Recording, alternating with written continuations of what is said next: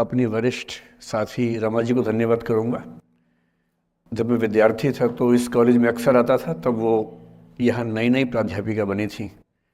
मैं debating competition के लिए आता था, वो जज होती थी। इनसे प्राइज़ देना बहुत मुश्किल था, लेकिन हमने हार मानी नहीं और एक आध बार प्राइज़ जीत भी लिया उनके हाथों से।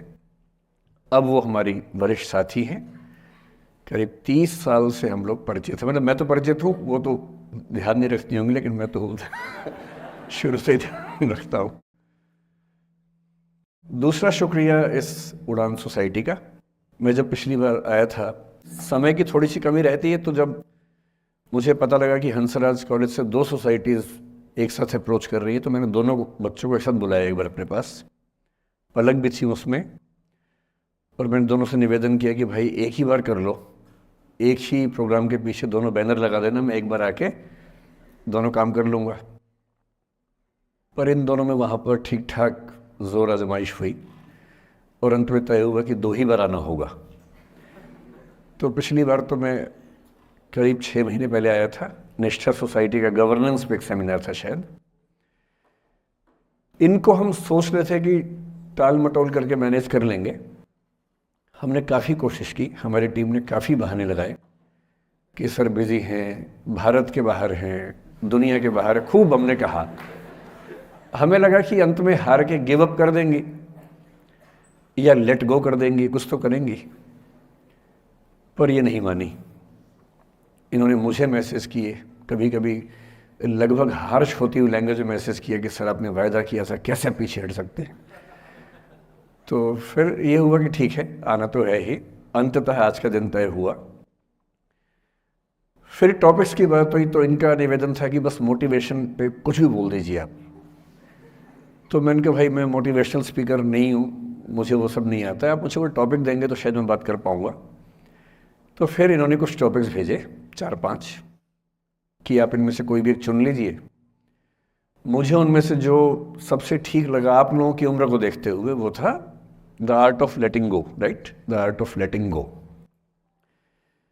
लेटिंग गो आपकी पीढ़ी का बड़ा प्रसिद्ध शब्द है। हमारी पीढ़ी में तो वो नहीं होता था।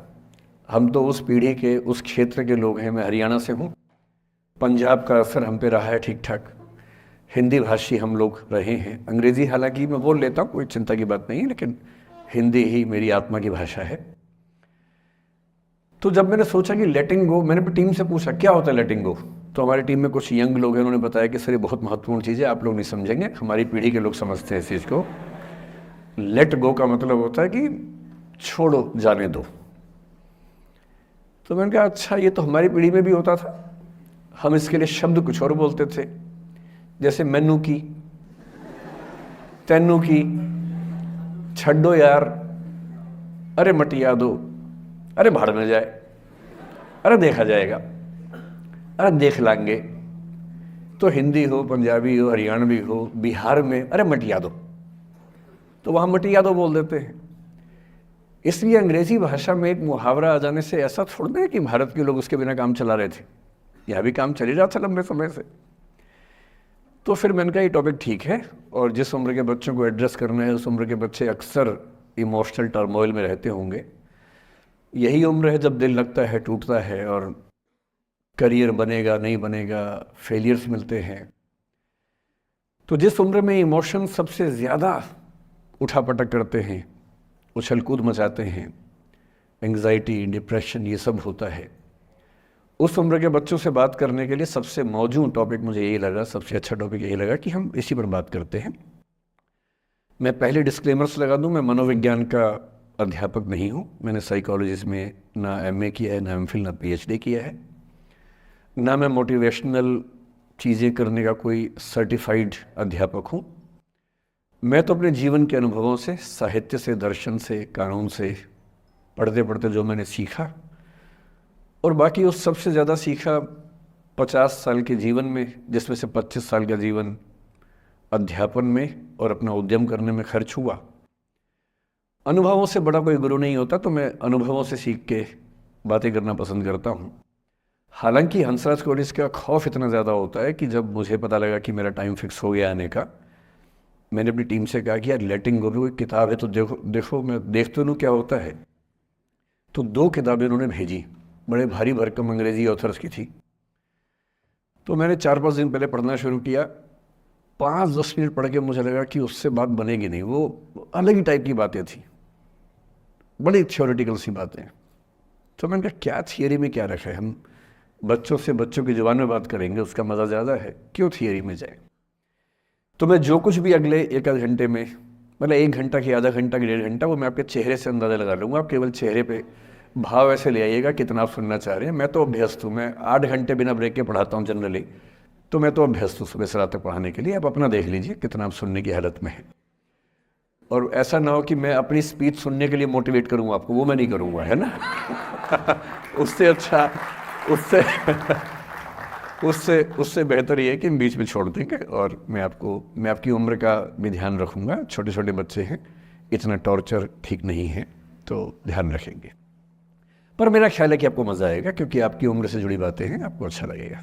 मैं सबसे पहले 2 शब्दों में अंतर स्पष्ट करना चाहता हूँ। एक शब्द है गिव अप करना, एक है लेट गो करना। कभी कभी लगता है कि दोनों बातें एक जैसी हैं, पर दोनों बातें एक जैसी हैं नहीं। गिव अप करने का मतलब होता है हार मान लेना। मसलन आप कुछ कोशिश कर रहे हैं, जैसे मैं इसी एग्जांपल से बात करता हूँ। पलक ने कोशिश की कि मैं यहाँ पर आ जाऊँ, कोशिश की। और मैं ये नहीं कहना चाह रहा कि मैं बहुत व्यस्त आदमी हूँ, लेकिन हाँ, व्यस्तताएं रहती हैं। मैं आजकल अवॉइड करता हूँ कि कहीं जाऊँ, क्योंकि पता नहीं पिछले 3 साल में ऐसा क्या हुआ, इन्विटेशंस इतने मुझे आने लग गए हैं। मैं 25 साल से पढ़ा रहा था, कोई पूछता भी नहीं था मुझे। ये कोविड में यूट्यूब में पता नहीं क्या हुआ है, अब पता नहीं कहाँ कहाँ से इन्विटेशन आते हैं। कुछ तो ऐसी जगह से आते हैं जिससे कोई दूर दूर तक मेरा संबंध ही नहीं है। कोई बड़ी कंपनी है, उस कंपनी का इन हाउस प्रोग्राम है, कह रहे हैं वहाँ के मोटिवेट कर। तो मैंने कहा मैं कैसे मोटिवेट कर दूँ मैं। तो फिर अब हमने पॉलिसी बनाई है कि जितना कम हो सके उतना कम जाएं। रामा जी का आदेश तो मेरे सर माथे पर है, मेरी सीनियर है, मैं उनको मना नहीं कर सकता हूँ, लेकिन जनरली मैं कोशिश करता हूँ कि ना जाऊँ। अच्छा, मना करना खराब लगता है, तो हम क्या करते हैं कि धैर्य की परीक्षा लेते हैं। जैसे इनके लिए हमने सिंपल पॉलिसी है कि जब कोई बच्चा कहे आने के लिए, उसको बोलो कि सर 3 महीने फ्री नहीं है, 6 महीने फ्री नहीं है, 1 साल चंद्रमा पर गए हुए हैं। कुछ ऐसा वैसा बोल के टालो, किसी का दिल भी ना दुखे और मैं भी अपना समय बचा लूँ। तो हमने इनको बहुत परेशान किया, 3 बार 4, मतलब किया तो मेरी टीम के मेंबर ने, पर मेरे निर्देश पे किया, तो आप उनको मत कुछ कहिएगा, मैंने कहा सर। तो 3 बार 4 बार 5 बार टाला, नहीं हो पाएगा, कोशिश करेंगे, अच्छा देखते हैं, नहीं हो पा रहा है, ऐसे करके। अब इनके सामने 2 ऑप्शंस थे। एक ऑप्शन ये था कि हार मान लेती और अंत में बोलती कि चलिए कोई बात नहीं, दुख हो रहा है हमें, ये होता है गिव अप करना।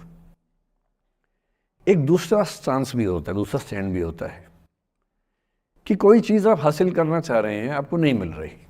मसलन ये मुझे बुलाना चाह रही है, मैं नहीं आ रहा, मैं बिना बात के भाव खा रहा हूँ, नहीं आ रहा हूँ। और एक समय के बाद ये इस मूड में आ जाती कि भाड़ में जाओ, नहीं आ रहा तो भाड़ में जाओ, तुम जैसे बहुत देखे हैं, एक ढूंढेंगे 100 मिल जाएंगे तुम्हारे जैसे, क्या समझते हो अपने आप को। और फिर मैं कहता मैं आना चाहता हूँ, कहते नहीं हम नहीं बुलाएंगे आपको। ये होता है लेट गो करना। क्यों किसी को इतना भाव देना है भाई? अगर कोई चीज़ नहीं हासिल हो रही तो भाड़ में जाए, क्यों किसी के लिए फ्रस्ट्रेशन झेलनी है, क्यों परेशान होना है।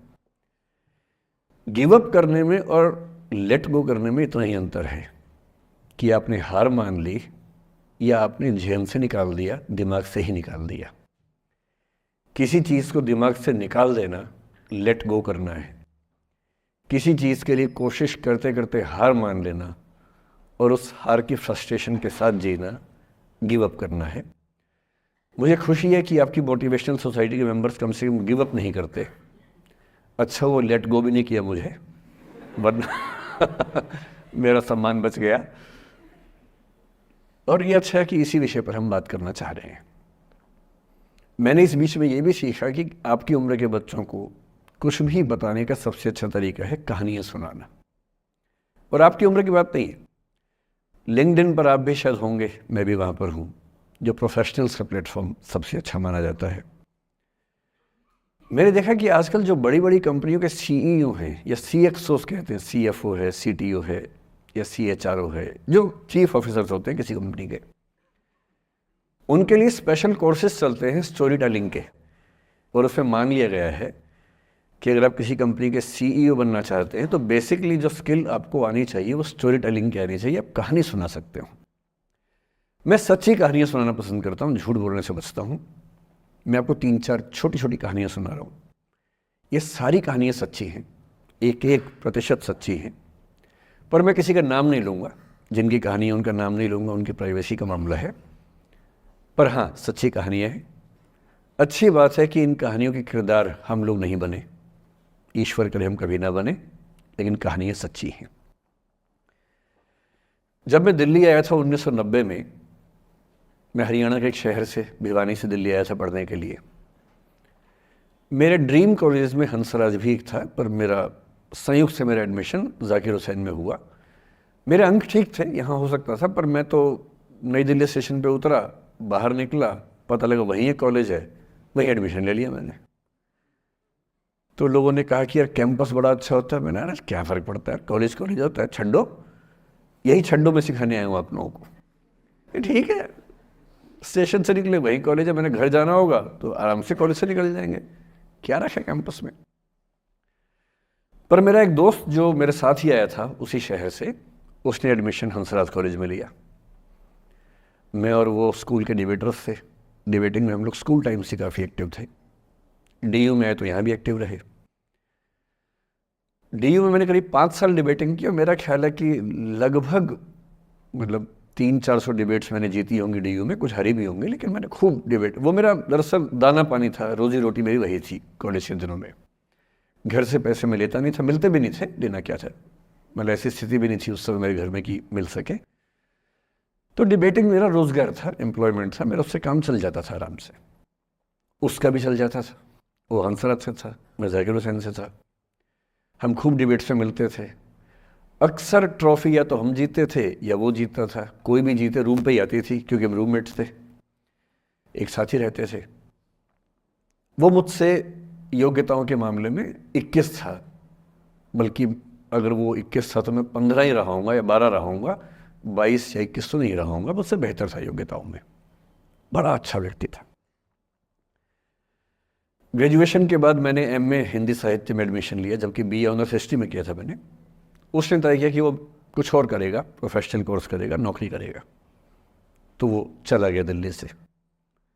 मैं दिल्ली में रहा।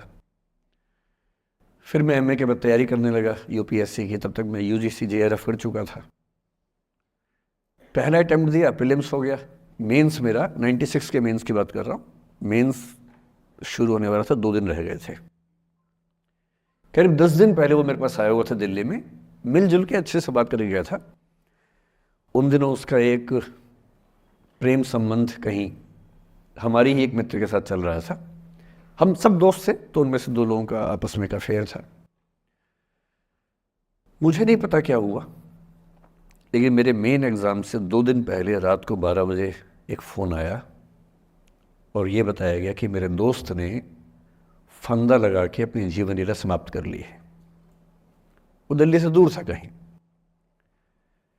और जिस व्यक्ति के बारे में मेरी राय ये थी कि उतना जीवट वाला व्यक्ति कोई हो नहीं सकता, जो ज़िंदगी से हार सकता ही नहीं, जिसके होने से कई लोग हमेशा जीता हुआ महसूस करते हैं, वो चुपचाप एक बंद कमरे में ज़िंदगी से हार गया। मैं आज तक नहीं समझ पाया कि ऐसा कैसे हुआ। बाद में टटोला, उसके पेरेंट्स से बात हुई, भाई से बात हुई, उन्होंने उसकी याद में एक सोशल वर्क शुरू किया ताकि किसी और बच्चे को ऐसा ना करना पड़े। तो जो हल्का हल्का अनुमान हुआ वो है कि शायद कुछ ऐसा था रिलेशनशिप में जो नहीं संभल पाया था, और रिश्ता टूट ना जाए इसका दबाव बहुत ज़्यादा था, और वो दबाव झेल नहीं पाया। इस उम्र में ऐसा फेज़ आता है, कई बार आता है। ये एक कहानी है, हंसराज कॉलेज से ही जुड़ी है, इसलिए मैंने सोचा कि वहीं से बात शुरू करूँ। नाम जैसा कि मैंने कहा मैं नहीं बताऊंगा, तो नाम बताने का मतलब भी नहीं। और वो जिसकी मैं कहानी सुना रहा हूँ, आप लोगों के जन्म से पहले की बात है। आप तो सब 21वीं सदी वाले बच्चे होंगे ना, जेन ज़ी होंगे आप सब लोग, तो ये तो बहुत पुरानी बात है। एक दूसरी कहानी सुनाता हूँ। मैं आपको 2-3 कहानियाँ सुनाऊंगा, फिर उन सबका सार निकाल लेंगे एक साथ हम लोग। दूसरी कहानी ये है कि जब मेरा सिलेक्शन हो गया 97 में, मतलब 96 अटेम्प्ट में पहली बार में मेरा सिलेक्शन हो गया था, मैं एक्सटेंशन लेके तैयारी कर रहा था और डीयू में मैं पढ़ा भी रहा था उस समय। तब मैं शायद डीएवी कॉलेज में था या अग्रसेन को, मैं 2 जगह पढ़ा है डीयू में, तो उनमें से किसी कॉलेज में पढ़ा रहा था उस समय में।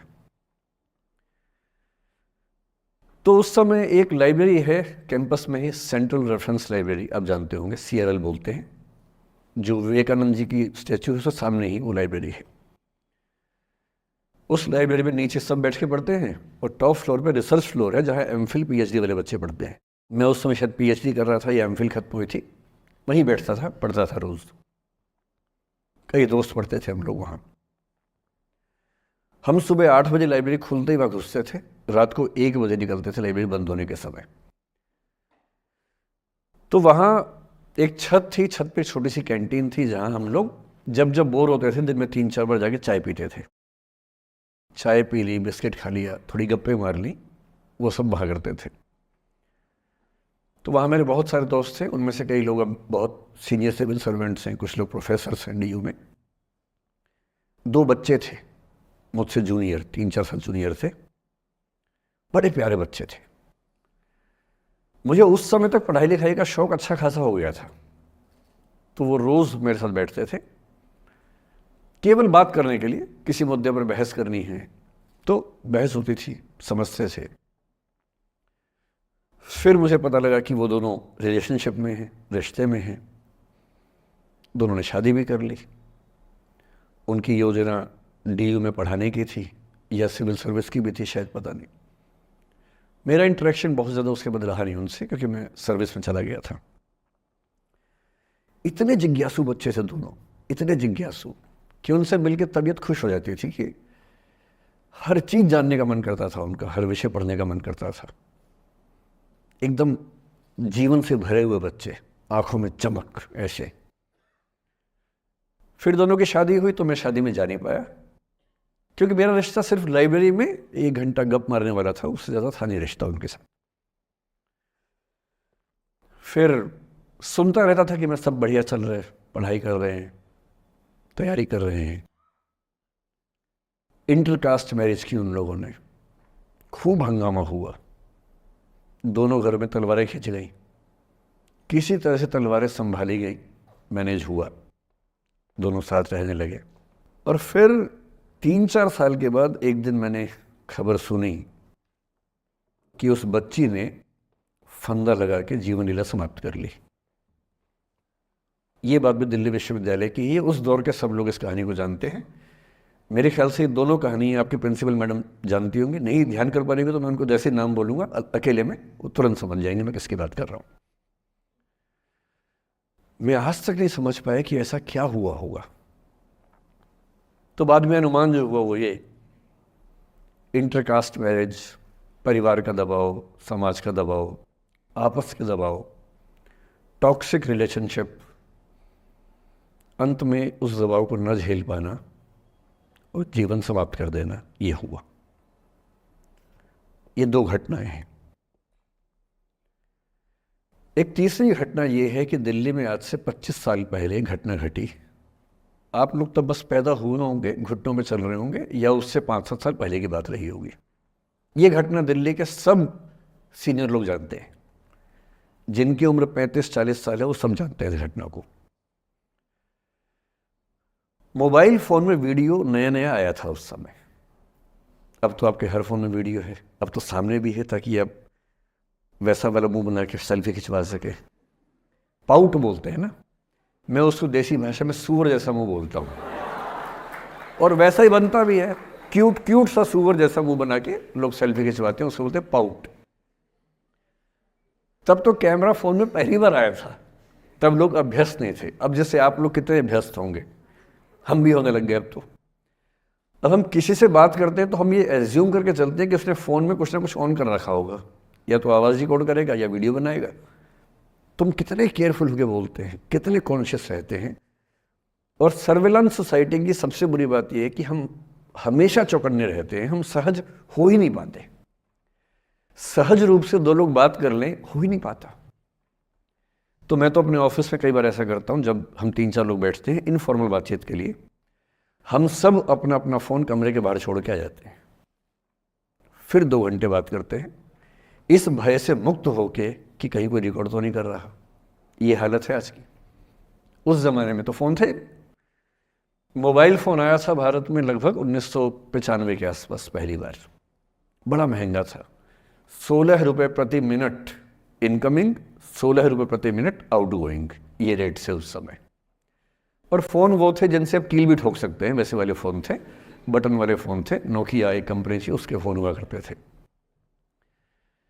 उसके 4-5 साल के बाद क्या हुआ, पहली बार किसी कंपनी ने फ़ोन में कैमरा लगा दिया। ये बात उस समय के लोग नहीं समझते थे। जब भी नई तकनीक आती है उसको समझने में टाइम लगता है। जो पहले समझते हैं फ़ायदा उठा लेते हैं, जो थोड़ा लेट समझते हैं वो उसका नुकसान उठाते हैं। उस समय दिल्ली के एक प्रसिद्ध स्कूल में 11वीं-12वीं क्लास के 2 बच्चों में आपस में कोई रिलेशनशिप रही होगी। वो दोनों किसी ऐसी सिचुएशन में थे जो सिचुएशन बहुत ही प्राइवेट किस्म की थी, बहुत निजी किस्म की थी, जिसको पब्लिक नहीं कर सकते। कुछ फिजिकल रिलेशनशिप जैसा मामला था। उस दुष्ट लड़के ने लड़कों के इतिहास को कलंकित, लड़कों का इतिहास वैसे भी कलंकित ज़्यादा है, उसे और कलंकित करते हुए उस पूरे सिचुएशन का वीडियो बना लिया। ऐसे मामलों में दुर्भाग्य है, मैं लड़का हूं इसलिए लड़के पवित्र थोड़ा ना हो जाएंगे, लड़का है इतिहास कलंकित तो है, उसका वीडियो बना लिया और दुष्टता का चरम स्तर निभाते हुए वो वीडियो अपने एक दोस्त को शेयर कर दिया। ये कहे कि किसी और को दिखाना मत, जैसा कि होता है अफवाहों की दुनिया में।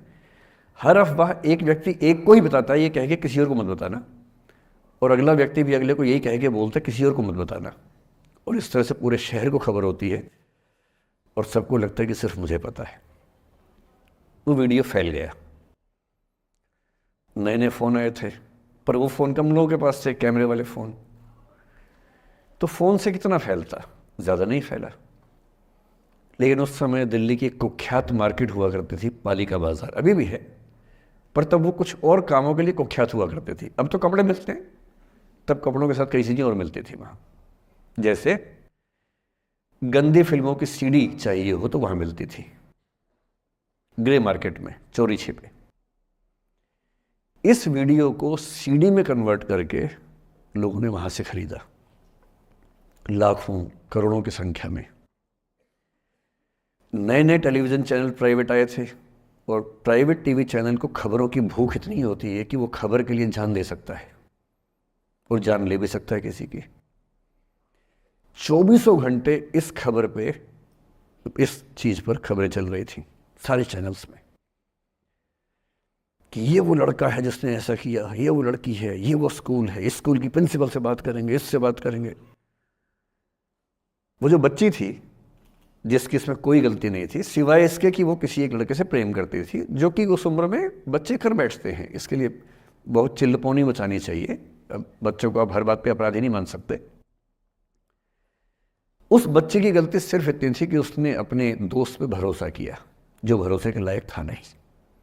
वो नीच किस्म का व्यक्ति था जिसने उस संबंध की गरिमा को समझा नहीं। उस बच्ची के घर के बाहर 24 घंटे न्यूज़ चैनल से कैमरे खड़े रहे। घर से कोई भी निकले 50 कैमरे पीछे, आप बताइए आपकी बेटी कैसी है, आप बताइए आपकी बहन कैसी है। अंत में उस पिता ने अपनी बच्ची को इस देश से बाहर भेज दिया। उसके कुछ दिन बाद की जो खबर टीवी चैनल से नहीं दिखाई, उसके पिता ने आत्महत्या कर ली। ये तीसरा इंसिडेंस है। ये सारी खबरें सच्ची बता रहा हूं मैं, इनमें से एक भी झूठ नहीं है। झूठी कहानियों से मोटिवेशन दिया जा सकता है, मैं जानता हूं, पर जब सच्ची कहानियां हैं तो मैं झूठ क्यों बोलूं? सारी सच्ची कहानियां बता रहा हूं मैं आपको। एक चौथी कहानी जो आप में से कई लोगों की होगी। मेरा एक स्टूडेंट है, सिविल सर्वेंट है, सीनियर लेवल पे है, करीब 40 साल का है। उसने आज तक शादी नहीं की। क्या उसकी शादी करने की इच्छा नहीं थी? पूरी इच्छा थी। फिर क्यों शादी नहीं की? भाई कुछ लोग तो होते हैं कि शादी करनी ही नहीं, कोई मिशन है, योगी जी हैं, मोदी जी हैं, ठीक है, उनका तो मिशन है, ममता जी है, उनका मिशन है। पर जिसका जीवन में ऐसा कोई मिशन नहीं है और जिसको प्रेम करने का मन भी करता हो, वो तो शादी करता है आमतौर पे। उसने शादी क्यों नहीं की जानते हैं? जब वो 25-26 की उम्र में था, जब वो मेरा विद्यार्थी भी था, एक दिन मेरे पास आके बोला कि सर एक बात करना चाहता हूँ। मुझसे मेरे स्टूडेंट्स ऐसी बातें खूब करते हैं पर्सनली आके, अब तो मैं टाइम कम दे पाता हूँ, पहले तो ये सब होता रहता था क्लास के अलावा। एकदम रोता हुआ आया, आंखों में आंसू भरे हुए बहुत सारे। अरे क्या हो गया भाई? तो फिर उसने किसी का नाम बताया कि सर वो ही मेरी स्टूडेंट थी, कि सर उसके साथ रिलेशनशिप थी, उसने धोखा दिया है मुझे। अच्छा, धोखा देने वाली कहानियाँ मुझे बहुत अपील नहीं करती। मेरा मानना है कि दोनों पक्षों की गलतियाँ होती हैं। आप केवल अपने पर्सपेक्टिव से सोच के धोखा करते रहते हैं, ऐसा थोड़ा ना होता है भाई। कुछ तो मजबूरियाँ रही होंगी, कोई यूं ही बेवफा नहीं होता, कुछ तो वजह होगी ना। आप थोड़ा उसकी वजह, उसका भी तो, उसकी कहानी भी तो सुनिए। और मैं जब जब दोनों कहानियाँ सुनता हूँ मुझे लगता है कि मामला ग्रे है। आप किसी एक पे उंगली उठा ही नहीं सकते किसने ऐसा किया। दोनों की गलतियाँ होती हैं, ऐसा थोड़ा ना कि एक की होती है। बहरहाल इन भाई साहब को ऐसा लगा कि धोखा हो गया उनके साथ। तो मैंने कहा चलो कोई बात नहीं यार, हो गया तो हो गया, तू नहीं कोई और सही, ऐसा क्या है। इतनी बड़ी दुनिया है, 8 अरब की आबादी अब है, उस समय भी 6-7 अरब तो थी। मैंने कहा 3.5 अरब 350 करोड़ में कोई तो होगी तुम्हारे लिए, ऐसा क्या है, कोई और देखेंगे। पर वो थोड़ा ज़्यादा सेंटिमेंटल था उस समय। धीरे धीरे पता नहीं उसके मन में क्या बैठ गया, उसके मन में ये बैठा कि दुनिया की सारी लड़कियां धोखेबाज होती हैं। ऐसे मूर्खों की कमी नहीं है दुनिया में, ऐसे बहुत मूर्ख हैं। दर्शन की दुनिया में इसे अवैध सामान्यीकरण कहते हैं, इलिसिट जनरलाइजेशन। इसका मतलब बहुत छोटे सैंपल के बेस पे ये समझ लेना कि ये थियरी पूरे ब्रह्मांड पर लागू होती है। एक लड़की ने धोखा दिया, मान लीजिए धोखा दिया, धोखा इसने दिया कि उसने दिया कि किसी ने दिया, जो भी कहानी हो, एक सैंपल से ये मान लेना कि सब ऐसे होते हैं। और उसके बाद से उसने कम से कम 10 बार कोशिश की, 10 लोगों से मिला, बातचीत की शादी के लिए।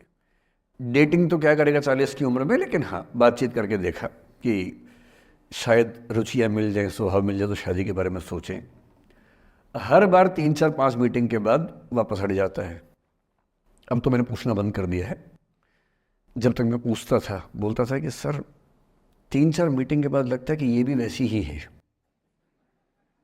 मैंने कहा भूल जाओ भाई, उससे भूल जाओ, बात खत्म हो गई। उसके बच्चे घूम रहे हैं आजकल स्कूल में, अब तुम कम से कम शादी तो कर लो। वो भाई साहब आज तक अकेले हैं और अब तो बाज़ार में मूल्य भी कम हो गया उनका, अब विकल्प भी ज़्यादा नहीं मिलते हैं।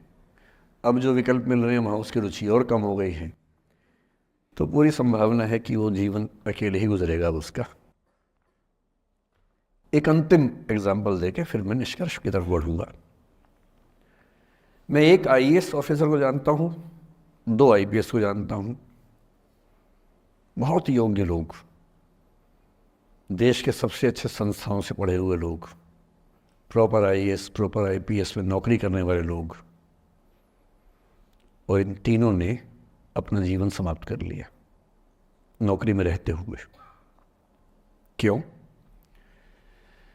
क्योंकि नौकरी और घरेलू जो दुविधाएं थी उनको झेल नहीं पा रहे थे, ना झेल पा रहे थे, ना भूल पा रहे थे, लेट गो नहीं कर पाए तो गिव अप कर दिया। और इसलिए मुझे अक्सर लगता है कि जितनी चीज़ें हम सिखाते हैं बच्चों को, हिस्ट्री, इकोनॉमिक्स, लिटरेचर, वो सब ठीक है, उनका भी महत्व है। शायद उससे ज़्यादा महत्व इस चीज़ का है कि ये समझें कि अपने इमोशंस को कैसे मैनेज करना है। जब जीवन में ऐसा लगे कि सब खत्म हो गया है, जब जीवन में लगे कि बहुत टॉक्सिक किस्म की लाइफ हो गई है, उससे बाहर कैसे निकलें, शायद ये सबसे महत्वपूर्ण लेसन होता है जो हम सबको सीखना चाहिए। मैंने कहीं से सीखा नहीं है, ना मैंने ऐसी किताबें पढ़ी हैं। हालांकि मैंने 2 किताबें मंगवाई हैं पिछले हफ्ते, पढ़ी नहीं है अभी तक, तो मैं किताबों के बेस पे नहीं जानता कैसे सीखते हैं, लेकिन जिंदगी से तुम सीख सकते हैं। इन कहानियों का सबका एक ही सार है, वजह अलग अलग है। एक व्यक्ति ने इसलिए अपना जीवन समाप्त किया कि वो रिश्ता उसके हाथ से छूट रहा था। एक ने इसलिए जीवन समाप्त किया कि रिश्ता बन गया था पर समाज के दबाव, घर के दबाव मैनेज नहीं कर पाए। एक ने जिंदगी भर शादी नहीं की सिर्फ इसलिए कि वो पुरानी यादों को भूल नहीं पाया। अरे एक बार गलती हो गई तो हो गई, आगे तो संभावना जीवन में है भाई, क्यों इतना हावी रखने उसी दिमाग के ऊपर। कुछ लोग देश की सबसे अच्छी नौकरी में होकर हर पैमाने पर सफलता की हर कसौटी पे खरा उतरने के बाद जीवन नहीं बचा पाए, क्योंकि दूसरों की नज़र में आप बहुत सफल हो जाए, अपनी नज़र में शून्य हो, तो फिर जीवन कैसे बने, जीवन कैसे बचे। इन सारी कहानियों का मूल भाव एक ही है, अगर आप खुद को हैंडल नहीं कर सकते तो दुनिया को क्या हैंडल करेंगे। दुनिया को हैंडल करने से पहले खुद को हैंडल करना सीखना पड़ता है, और उसका सबसे आसान जो रामबाण उपाय है उसको बोलते हैं द आर्ट ऑफ लेटिंग गो। जाने दो। वो अफसाना जिसे अंजाम तक लाना न हो मुमकिन, उसे एक खूबसूरत मोड़ देकर छोड़ना अच्छा। साहिर ने लिखा। प्रेम की दुनिया के बारे में साहिर से अच्छा कौन लिखेगा। तारुफ समझते हैं, तारुफ ना परिचय, इंट्रोडक्शन। कहते तारुफ रोग बन जाए तो उसको भूल ना बेहतर। अरे परिचय हुआ किसी से, आपकी भाषा में इंट्रो हुआ, यही बोलते हो ना आप लोग, इंट्रो हो गया, इंट्रो हुआ, दोस्ती हुई, बाद में लगा रहे यार ये तो ऊट पटांग आदमी है या ऊट पटांग लड़की है, छोड़ो फिर, ऐसा क्या लोड लेना है। तारुफ रोग बन जाए तो उसको भूलना बेहतर, ताल्लुक बोझ बन जाए तो उसको तोड़ना अच्छा। वो अफसाना जिसे अंजाम तक लाना न हो मुमकिन, उसे एक खूबसूरत मोड़ देकर छोड़ना अच्छा। बस करना यह है कि खूबसूरत मोड़ देकर छोड़ना है, हाथ में तेजाब की बोतल लेके नहीं। और आज की पीढ़ी का ये समझना बहुत ज़रूरी है कि छोड़ना भी अच्छे तरीके से हो सकता है। तो मैं उस बात पर हूँ, उससे पहले थोड़ा संक्षेप में समझा दूँ। मुझसे कुछ बच्चों ने पूछा इस बीच में कि जितना आसानी से आप बोल रहे हैं, क्या सच में इतना आसान होता है? कैसे छोड़ें उन चीज़ों को जो मन पर हावी हैं, उन इमोशंस के टर्मोइल को, उन इमोशंस की इंटेंसिटी को कैसे मैनेज करें? क्या सच में इतना आसान होता है? आसान तो नहीं होता है। मेरी उम्र में आसान है, आपकी उम्र में आसान नहीं होता है। मेरी उम्र में क्यों आसान है? क्योंकि ये सारा खेल हार्मोन्स का है, ये सारा खेल केमिस्ट्री का है। हम सब दरअसल बहुत सारे केमिकल्स, जिनमें से कुछ का नाम हार्मोन्स हैं, उन केमिकल्स और हार्मोन्स के बहुत सारे इंटरेक्शंस के रिजल्ट हैं। इसलिए जब कोई बच्चा जैसे छोटे बच्चे हमेशा उछलते रहते हैं, पेरेंट्स थके रहते हैं, ये इन सभी केमिस्ट्री का परिणाम है, शौक का मामला नहीं है। आपकी उम्र जो होती है किशोरावस्था और युवावस्था की शुरुआती उम्र, मैं मान के चल रहा हूँ कि आप सब लोग 17 से 22-23 के बीच के लोग हैं, बच्चे हैं। कुछ तो अभी शादी भी नहीं कर सकते होंगे, वो वाले होंगे ना। लड़के तो नहीं कर सकते होंगे भी, 21 के कहाँ हुए होंगे, तो वो वाली उम्र आप लोगों की है। इस उम्र में इमोशंस का टर्मोइल, इस उम्र में इमोशंस का बिखराव इतना ज़्यादा होता है कि संभालना बड़ा मुश्किल होता है। जैसे जैसे आप मैच्योर होंगे, बड़े होंगे, बूढ़े होंगे, बूढ़े और मैच्योर काफ़ी हद तक समानार्थक शब्द होते हैं। बूढ़ा आदमी आमतौर पर मैच्योर हो ही जाता है, और जो मैच्योर हो जाता है उसको लोग बुढ़ा ही बोलते हैं, चाहे वो दोस्त हो आपका। तो मैच्योर होने के बाद मैच्योरिटी के कई लक्षण हैं, 10-20 लक्षण। उनमें से एक ये है कि आपके इमोशंस में इंटेंसिटी उतनी नहीं रह जाती जितनी बचपन में होती है। मसलन कोई आपका दोस्त आपसे कुछ खराब कह दे, आप 3-4 घंटे बेचैन रहेंगे, बार बार मैसेज टाइप करेंगे, फिर डिलीट करेंगे, फिर टाइप डिलीट, वो भी टाइप डिलीट चल रहा है। एक दिन हो गया बात हुए, ना वो पढ़ पा रहे हैं ना आप पढ़ पा रहे हैं, बेचैनी चरम पे है। अब इतना ही मामला है, नाक का सवाल है कि पहले कौन झुकेगा। सारे संबंधों में स्तर इसी बात से तय होता है कि पहले कौन झुकेगा। और जो एक आध बार झुक गया वो ज़िंदगी भर झुकता है उसके बाद। इससे लोग शुरू में बहुत केयरफुल होते हैं कि झुकना नहीं है। 3-4 ज्ञानी पीछे बैठे ही होते हैं कि नहीं झुकना नहीं है, वो झुकेगा, वो झुकेगी, तू क्यों झुकेगा। इन ज्ञानियों से बचना बहुत ज़रूरी है, ज़िंदगी जहर बना देंगे आपकी।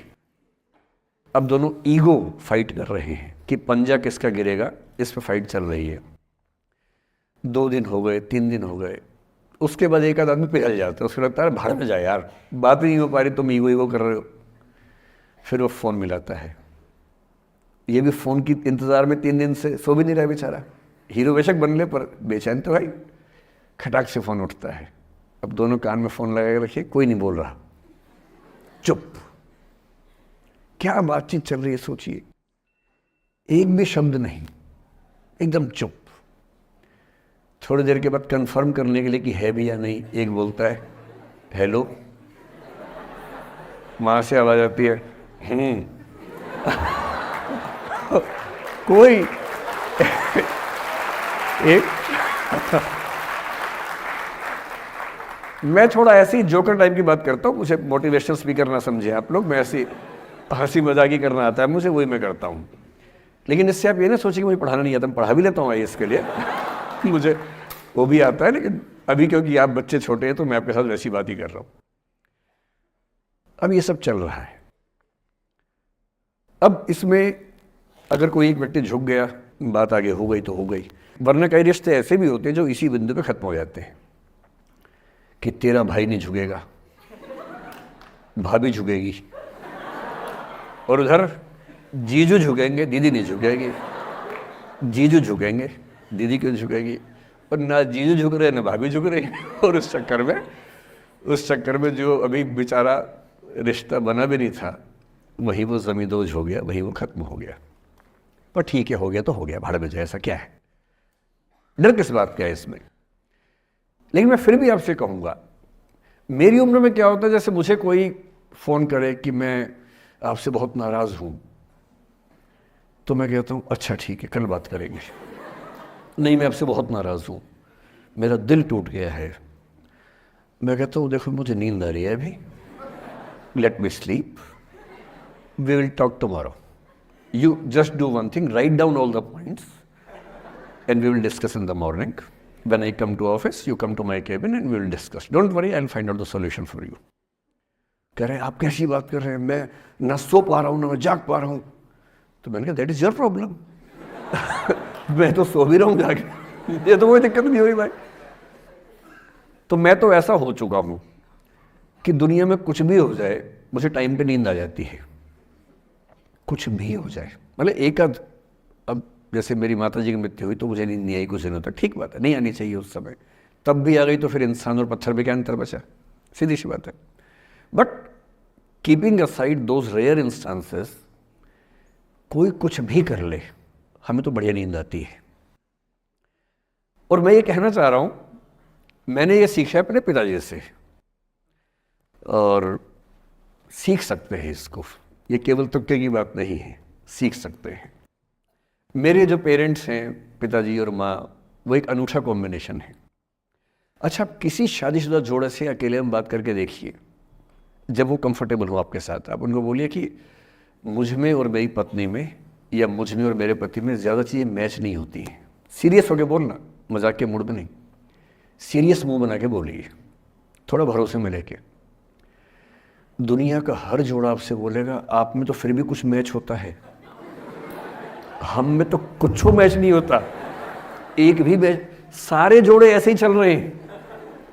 सबको लगता है कि उसका घर बढ़िया चल रहा है, मेरा ही ठीक नहीं चल रहा, क्योंकि उसका घर आपने फेसबुक पे देखा है, अच्छी अच्छी फोटो देखी हैं, 24 घंटे में से जो 2 अच्छे मिनट आए थे उसमें ली गई 25 फोटो में से बेस्ट फोटो फेसबुक पे आई थी, और अपने घर में आप बाकी 24 घंटे में से 2 मिनट छोड़ के बाकी देख रहे हैं।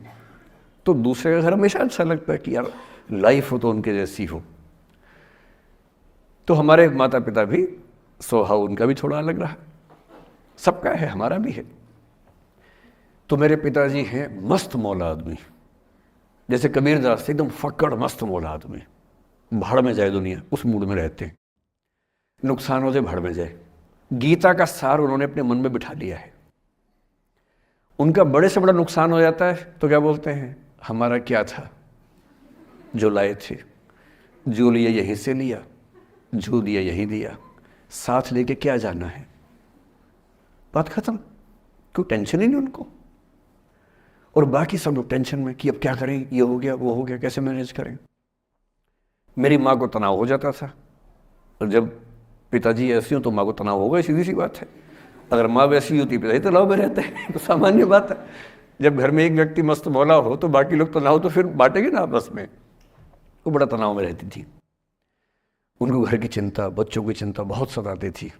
पिताजी भी चिंतित थे बच्चों को लेकर, जैसे कोई पिता होता है, पर उनकी नेचर थी कि ठीक है देख लेंगे जो होगा, अरे देख लेंगे, अरे भाड़ में जाओ। उस मूड में रहते हैं, आज भी रहते हैं। मेरी माँ 73 की उम्र से कुछ महीने पहले चल बसी, उनका जीवन समाप्त हुआ। मतलब मुझे नहीं पता कि जीवन क्यों समाप्त होता है, क्योंकि बड़े बूढ़े कहते हैं कि हर व्यक्ति की सांस का इतिहास है, सांसें लिखी हुई हैं ईश्वर ने, उतनी सांसें मिलेगी। मुझे बहुत भरोसा इस बात में है नहीं, क्योंकि भगवान ऐसा क्यों करेगा कि जापान में सांसें ज़्यादा लिखेगा और अफ्रीका में कम लिखेगा? भगवान ऐसा क्यों करेगा? और अगर सांसें पहले से लिखी हुई हैं तो हमारी जीवन प्रत्याशा क्यों बढ़ती जा रही है? अगर सांसें पहले से फिक्स हैं तो आज़ादी के समय से लेकर आज के 70 साल में जीवन प्रत्याशा लगभग 2.5-3 गुना बढ़ गई। और हम ये भी कहते हैं कि लोग खराब हैं। अगर लोग बुरे हैं तो जीवन छोटा होना चाहिए कर्मों के हिसाब से। लोग खराब हैं और जीवन बड़ा होता जा रहा है। तो मुझे उन मान्यताओं में बहुत भरोसा है नहीं कि सांसें लिखी हुई हैं। अगर सांसें लिखी होती तो मनुष्य की औसत आयु 25 साल से ऊपर नहीं होनी चाहिए थी, 25-30 मैक्सिमम। और हम 70-80 साल धूमधाम से जी रहे हैं, जिसका मतलब है कि ये भगवान से ज़्यादा इंसान ने लिखा है, मेडिकल साइंस ने लिखा है, वैज्ञानिकों ने लिखा है। और मैं ऐसा व्यक्ति हूँ, मैं बहुत धार्मिक व्यक्ति हूँ नहीं, और मैं इसको छिपाता भी नहीं हूँ। मैं बहुत छिप छिप के बहुत जी लिया। अब मैंने ठान लिया कि मैं जैसा हूँ वैसा रहूँगा। ना मुझे किसी पार्टी से मतलब है, ना किसी विचारधारा से मतलब है। मैं विचार वाला आदमी हूँ, धारा वाला नहीं हूँ। जिसको धारा में बहना है बहे, हम तो अकेले चलेंगे, विचार के साथ चलेंगे। जो ठीक लगता है वो बोलेंगे और वैसे ही रहेंगे।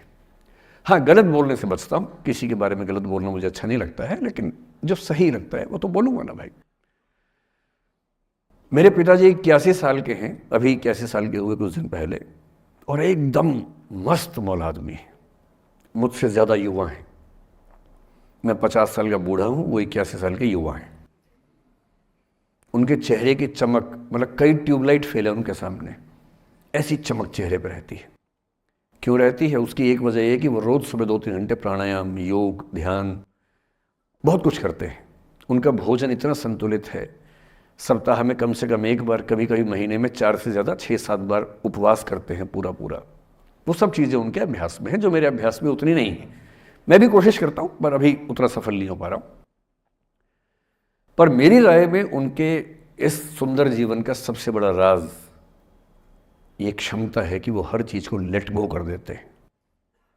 तनाव उनके पास आता है तो फिसल के निकल जाता साइड से, लेते ही नहीं तनाव किसी बात का। कुछ भी हो जाता है तनाव ही नहीं लेते। और मुझे लगता है कि काश ये चीज़ मेरी माँ के स्वभाव में होती, कम से कम 10 साल उनका जीवन और ज़्यादा तो होता।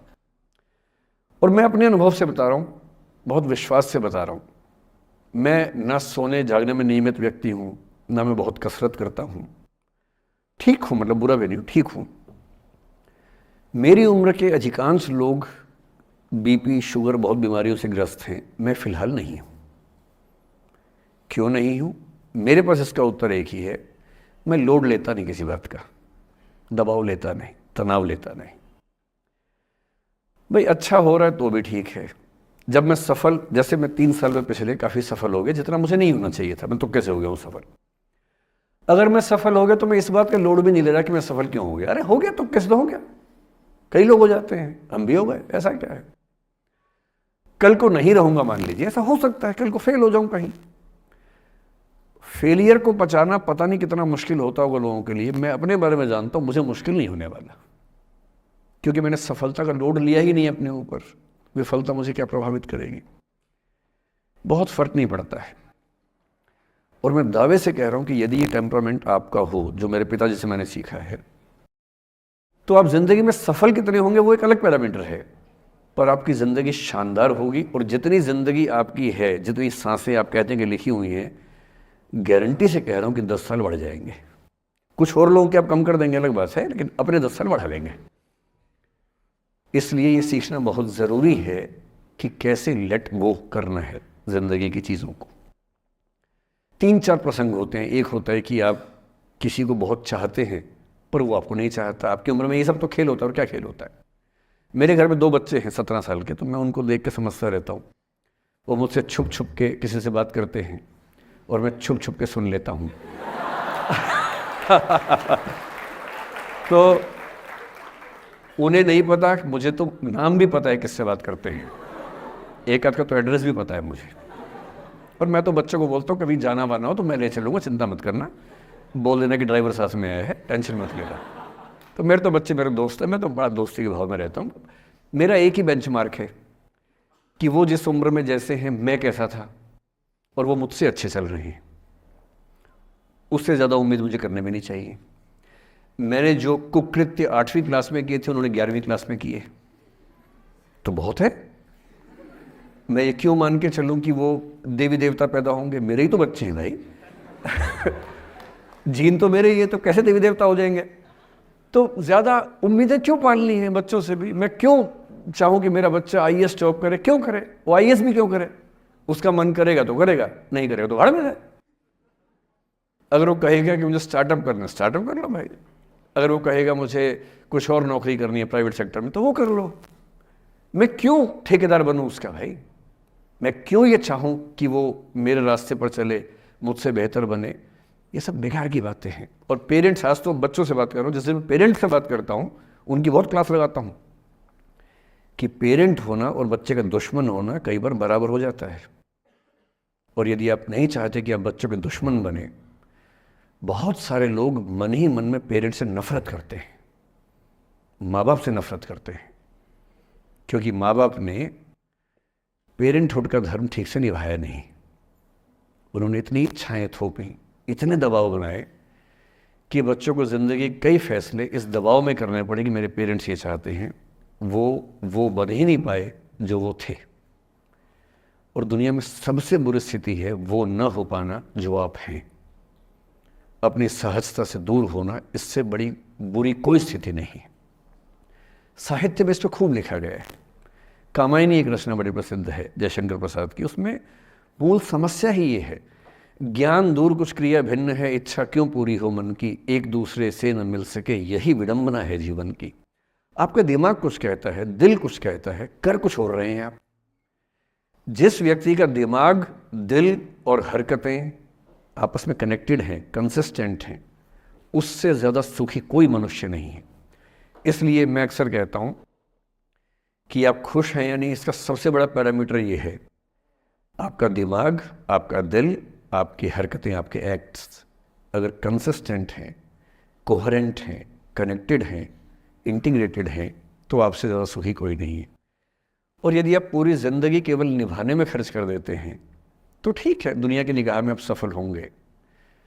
पर किस दिन खबर आ सकती है कि अच्छे आदमी थे, नहीं झेल पाए, नहीं झेल पाए, अंत में दिल का दौरा पड़ जाता है, BP हो जाता है, डायबिटीज़ हो जाता है। बच्चे बोलते हैं कि डायबिटीज़ चीनी खाने से होता है, बेकार बात है, डायबिटीज़ स्ट्रेस से होता है। डायबिटीज़ होने के बाद चीनी खाना मना है। चीनी खाने से आज तक किसी को डायबिटीज़ नहीं हुआ है। डायबिटीज़ केवल तनाव से होता है। तनाव पहले ही दुनिया में इतने सारे हैं, नौकरी के तनाव, कितने झंझट दुनिया में हैं, उसके ऊपर से अपने स्वभाव से दूर होने का तनाव, कितना बड़ा तनाव है, क्यों पालना चाहिए? तो मैं कुछ सूत्रों में आपको बात बताता हूँ। इस उम्र में आप कितना उसको फॉलो कर पाएंगे मुझे नहीं पता, लेकिन कोशिश करेंगे तो कुछ तो फ़ायदा हुआ ही। पहला सूत्र मेरा आप लोगों के लिए ये है कि जब आप किसी को पसंद करें और वो आपको पसंद ना करे तो टेंशन नहीं लेनी है, तेज़ाब तो नहीं उठाना है। ठीक, कई लोग इस मूड में रहते हैं, मुझे पसंद नहीं करेगी, मैं राजा हूँ, मैं नवाब हूँ, मुझे पसंद नहीं करेगी। अरे तू क्या है भाई, नहीं पसंद हो तो नहीं पसंद हो, ये क्या बात हुई? सबसे पहले अपने अंदर से लोकतांत्रिक बनिए, डेमोक्रेटिक बनिए। जैसे आपको हक है किसी व्यक्ति को पसंद करने का, उसको भी हक है किसी को पसंद या नापसंद करने का। यदि कोई ऐसा व्यक्ति जिसको आप पसंद नहीं करते वो आपको प्रपोज करे तो आप उसको मना ही तो करेंगे। बस मना इज्जत से कीजिए, किसी को बेआबरू करके मत भेजिए। ये नहीं कि अच्छा तुम शीशा देखा है कभी, रुको रुको आईना मेरी जेब में लो, ऐसे नहीं करना है। बड़े बेआबरू होकर तेरे कूचे से हम निकले, वो वाला भाव जो गालिब को आया था वो भाव नहीं आना चाहिए। अगर कोई आपको कभी प्रपोज करे, आप लोगों की उम्र है, ये सब चलता ही होगा आप लोगों के बीच में, मैं आपके टीचर से सामने बोल रहा हूँ लेकिन मैं ऐसा ही हूँ, मैं जानता हूँ कि आपकी उम्र में से होता होगा, सब जानते हैं तो होता ही होगा। कभी किसी से ये उम्मीद मत करना कि वो आपको पसंद करे ही करे। यदि कोई रिजेक्ट करे, बस हाँ रिजेक्शन थोड़ा प्यार से होना चाहिए, बदतमीजी से नहीं होना चाहिए। उसके अधिकारों का उतना ही सम्मान कर रहे हैं जितना आप अपने अधिकार का सम्मान करते हैं कि ठीक है भाई आपको मैं पसंद नहीं, कोई बात नहीं, तू नहीं कोई और सही, कोई और नहीं कोई और सही, बहुत लंबी है जमी मिलेंगे लाख हंसी, इस जमाने में सनम तू अकेली तो नहीं। कितने लोग हैं दुनिया में, ऐसा क्या है। और मैंने बहुत प्यारे प्यारे बच्चों को देखा रोते बिलखते हुए कि मैंने उसको प्रपोज किया, उसने मुझे मना कर दिया। अंकल, छोटे छोटे बच्चे आजकल मुझे लव गुरु मानते हैं अपने आसपास, वो मेरे पास आके ऐसी ऐसी बातें बताते हैं बड़ी क्यूट तोतली आवाज़ में, मैंने उसको प्रपोज किया, उसने मुझे ऐसे वाली आवाज़ में एकदम रोते बिलखते हुए। तो मैं बोलता हूँ बधाई हो बहुत बहुत तुम्हें, कॉन्ग्रेचुलेशन। मैंने अपनी ज़िंदगी में ऐसे 50 मामले देखे और 50 में से कम 49 मामले में जब कहीं दिल नहीं लगा, बाद में उससे बेहतर ही व्यक्ति मिला। अगर कभी ऐसा हो ना, मन ही मन में बधाई देना अपने आप को कि बच गया। हाँ बोल देता तो फंस जाती, हाँ बोल देते तो मर जाता। और मन में भाव वही रखना है, तो नहीं कोई और सही बात कर, स्ट्रेस नहीं लेना है। मैं जानता हूं कि आपकी उम्र में आसान नहीं होता, आपको रात रात भर सपने आएंगे, बेचैनी होगी, करवटें बदलते रहे सारी रात हम, आपकी कसम आपकी कसम, ये सब ड्रामा होता है। ये फिल्मी गीत है, मुझे गीत कविता इतना याद है कि मुझे हर बात में वही दिमाग में आता है, मैं क्या करूं। ये होता है आपकी उम्र में, पर वो भी एक फेज़ है। अगर ये फेज़ नहीं जिया तो भी क्या जीवन जिया। कभी कभी बेचैनी भी तो होनी चाहिए, वरना ज़िंदगी में मज़ा क्या है। अगर हर चीज़ लिनियर है, हर चीज़ फॉर्मलाइज है, फिर मज़ा क्या है ज़िंदगी में। ये उठापटक, ये बेचैनी, ये घबराहट, ये तनाव, संतरास भी तो होना चाहिए कभी कभी ज़िंदगी में। इससे बुरी स्थिति तब होती है जब आप किसी रिलेशनशिप में हैं और वहाँ ब्रेकअप हो जाए, ये भी होता है। देखिए, मैं आपको बड़ी खरी खोटी सुनाने के मूड में हूँ। जिस तरह का प्रेम आप लोगों की पीढ़ी में होता है, मैं ये नहीं कहता कि आपकी पीढ़ी ख़राब है, हर पीढ़ी ऐसी होती है, बस ये कि आपकी पीढ़ी को सुविधाएं ज़्यादा मिल गई हैं। हमारी पीढ़ी में ना चिट्ठी लिख के भेजनी पड़ती थी, बड़ा रिस्क होता था। चिट्ठी लिखो कागज़ पे, फिर एक डाकिया ढूंढो भरोसे का, वो भरोसे वाला कुरियर बॉय या कुरियर गर्ल जाके चिट्ठी वहीं दे के आए जहाँ हमने कहा है। ये भी डाउट कहीं किसी और को दे के आ जाए, या कबूतर से बात करो, कबूतर जा जा जा, पहले प्यार की पहली चिट्ठी साजन को दिया। कबूतर का क्या भरोसा किसको दे के आ जाए। लेकिन कितना तनाव था उस ज़माने में। आपके ज़माने में क्या है, सीधे व्हाट्सएप निकाला, खटाक से भेज दिया मैसेज, और नंबर किसी से मांग लिया 1 सेकंड में। नंबर भी नहीं देना है तो किसी, कौन कौन सी ऐप होती है, मैंने सुना कुछ और ऐप्स होती है, मेरा नंबर वाली भी होती है, इंस्टा होता है, एक और भी तो कोई होती है वो जिसमें कार्टून जैसा मुंह बन जाता है, स्नैपचैट। हाँ, स्नैपचैट पे चले गए, मैंने सुना है कि उसमें नंबर भी नहीं देना पड़ता है, ऐसा कुछ चक्कर है, वहाँ ढूंढ लिया। किसी को कुछ कन्वे करना इतना आसान दुनिया में कभी नहीं हुआ था जितना आज आसान है। इन सब के ऊपर टिंडर है, बम्बल है, पता नहीं क्या क्या है, राइट लेफ्ट करते जाना है, उसी में कहानी शुरू। पर ये कहानियाँ जितने हल्के तरीके से शुरू होती हैं, मैं दावे से कह रहा हूँ कि 100 में से 99 अट्रैक्शंस 1 से 2 महीने में ख़त्म हो जाते हैं। क्योंकि आप जिसके प्रति अट्रैक्टेड थे ना, वो तो उसका बाहर का परसोना था। जहाँ परिचय गहरा होता है, असलियत सामने आ जाती है, और जब असलियत सामने आती है, झेलना बड़ा मुश्किल होता है। आपके सपने टूट जाते हैं। आप जिस छवि पे दीवाने हुए थे, वो छवि तो सिर्फ छवि थी, वो तो इंसान नहीं था वैसा। 99% केसेस में मेरा ख्याल है कि अट्रैक्शन 1-2 महीने में समाप्त होता है। उसके बाद तो एक बोझ है जो आप ढो रहे हैं। कभी कभी होता है कि दोनों का खत्म हुआ तो बात आसान है, कभी कभी किसी एक का खत्म होता है, एक का नहीं होता है, वहाँ मामला मुश्किल हो जाता है। तो ऐसा हो सकता है आपके जीवन में कि दूसरा साथी आपका ये कहे कि भैया देखो, मैं तुम्हारे साथ कुछ महीने से हूँ पर मुझे अब अच्छा नहीं लग रहा, मैं ब्रेकअप करना चाहता हूँ। मैं आपसे ये निवेदन करूंगा कि ये मान के मत चलना कि उसने आपको धोखा दिया है, क्योंकि बच्चे तुरंत उस मुद्रा में आते हैं, अच्छा अब मैं कुल्हाड़ी उठा लूंगी, अब मैं तेजाब उठा लूंगा, तूने मुझे धोखा दिया है, तूने मुझे चीट किया है, you are a cheat, you are a liar, you are a पता नहीं क्या क्या। पता इंग्लिश में गालियां बड़ी सुंदर देते हैं बच्चे।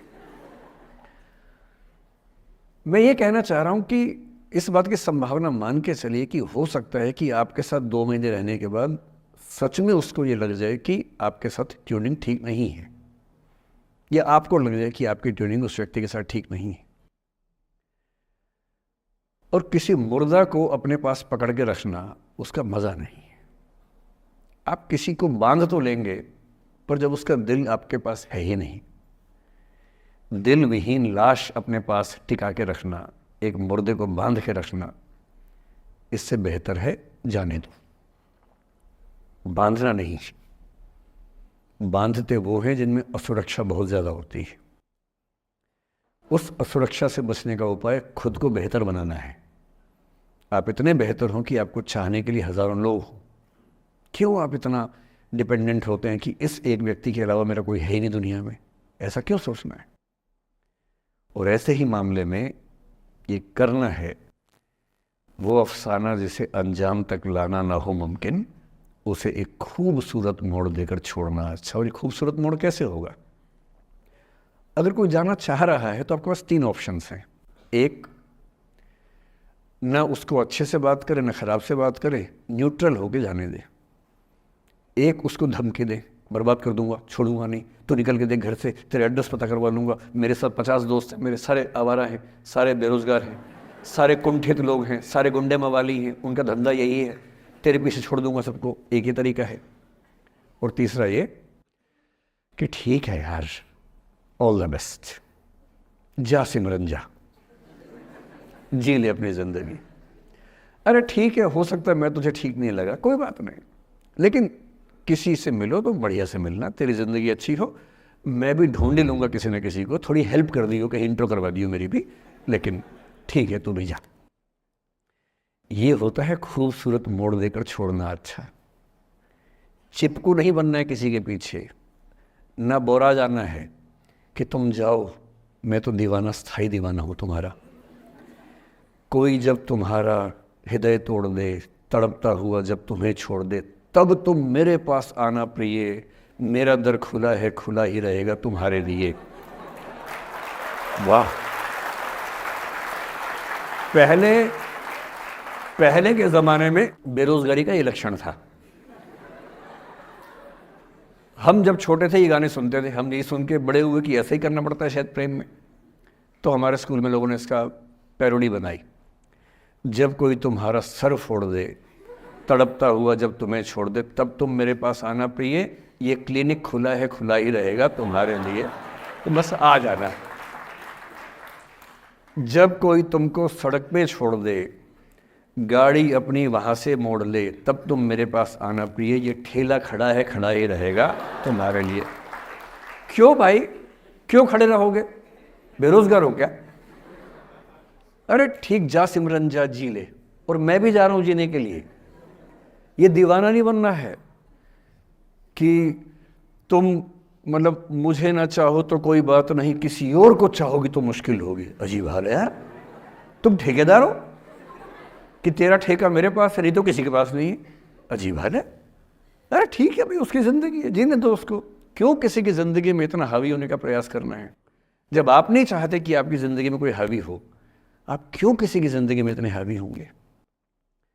और जब बहुत दर्द हो ना, हमेशा दूसरे के पर्सपेक्टिव से भी सोच के देखिए कि उसको ऐसा क्यों करना पड़ा। क्या पता कोई मजबूरी हो, कभी कभी होती है। मैं बुद्ध की मजबूरी सोच के परेशान होता हूँ कई बार, और फिर मैं सोचता हूँ कि काश यशोधरा जैसा व्यक्तित्व सबका होता। बुद्ध की रियल कहानी क्या है शायद किसी को नहीं पता। मैं जिस कहानी की बात कर रहा हूँ, मैथिली शरण गुप्त नाम के एक बड़े प्रसिद्ध कवि ने यशोधरा नाम की पुस्तक में वो कहानी लिखी है, भूमिका में जिक्र किया। बुद्ध बचपन से ही थोड़े से वैरागी किस्म के व्यक्ति थे। उनकी कुंडली देख के एक ज्योतिषी ने बताया भी था। माता पिता बहुत परेशान थे, शुद्धोदन उनके पिता का नाम था। माता पिता ने बहुत कोशिश की कि इस बच्चे का मन विरक्त न हो। अच्छा महल बनवाया, सारी सुविधाएं दी। जैसे ही बुद्ध थोड़े से किशोरावस्था में आए, उस समय की दुनिया की सबसे खूबसूरत महिला से, लड़की से, यशोधरा से उसकी शादी करवा दी। यशोधरा के पिता ने काफ़ी एग्ज़ाम लिए बुद्ध जी के, वो सारे एग्ज़ाम में पास हुए तब जाके शादी हुई, ऐसे नहीं हुई। शादी हुई तो बुद्ध भी ठीक था, रमे रहे उस जीवन में। बेटा हुआ उनका राहुल। अब बुद्ध की विरक्ति का भाव बढ़ता जा रहा था। 29 साल की उम्र के आसपास ऐसा हुआ कि उन्होंने एक मृत व्यक्ति को देख लिया, एक बूढ़े को देखा, एक भिखारी को देखा, एक बीमार को देखा। विरक्त हो गए और उनका मन हुआ घर छोड़ दूं, ज्ञान की खोज में चला जाऊं। अब ज्ञान की खोज में जाएं, उनको पता है कि भाई मेरी पत्नी भी है, मेरा बेटा भी है, राज्य भी है, कैसे छोड़ दूं? छोड़ना जरूरी है। अंदर की आवाज है कि छोड़ो, तुम इस चीज के लिए नहीं बने हो, तुम्हारा स्वधर्म कुछ और है। बाहर की जिम्मेदारी है कि छोड़ नहीं सकते। मैं अनुमान करता हूं कि बुद्ध ने शायद अपने पिताजी से कहा हो कभी कि पिताजी मैं बहुत परेशान हूं, छोड़ना चाहता हूं। तो पिता ने समझा बुझा के मना किया होगा कि बेटा शोभा नहीं देता, ऐसा मत करो। हो सकता है पत्नी से भी बात की हो, पत्नी ने भी कहा हो कि ये क्या बात हुई, हम सबका जीवन तुम पे टिका है, बच्चा अभी बिस्तर से भी नहीं उतरा है, अभी तो चलना भी नहीं शुरू किया है, तुम ऐसी बात कर रहे हो। इसका जिक्र नहीं मिलता इतिहास में कि ये बात हुई कि नहीं हुई।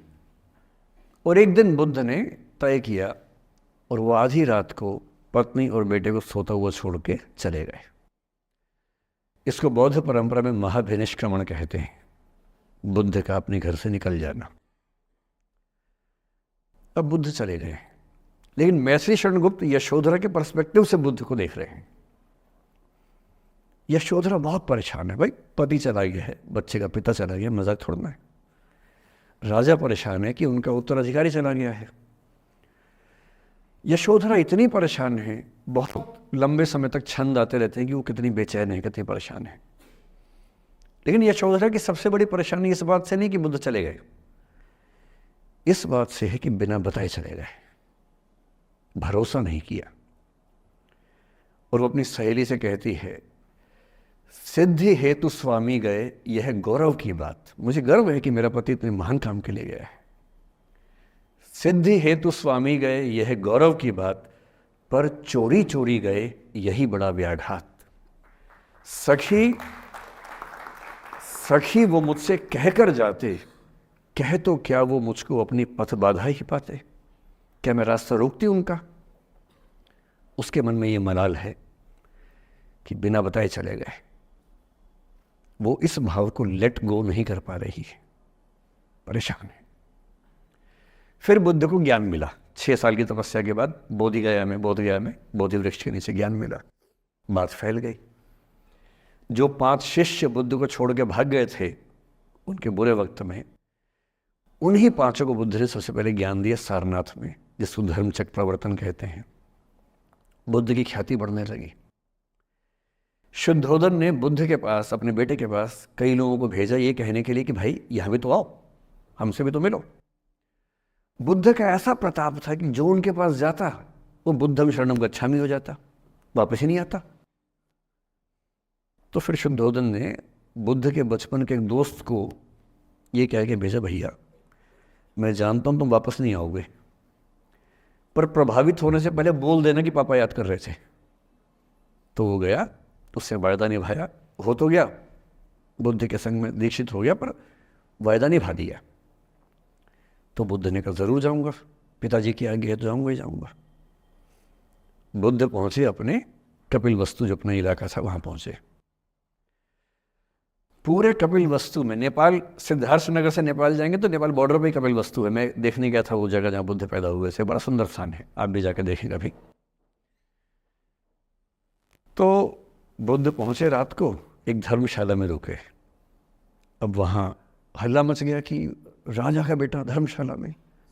बुद्ध ने कहा भाई मैं देखो राजा का बेटा बन के नहीं आया हूँ, मैं बुद्ध बन के आया हूँ।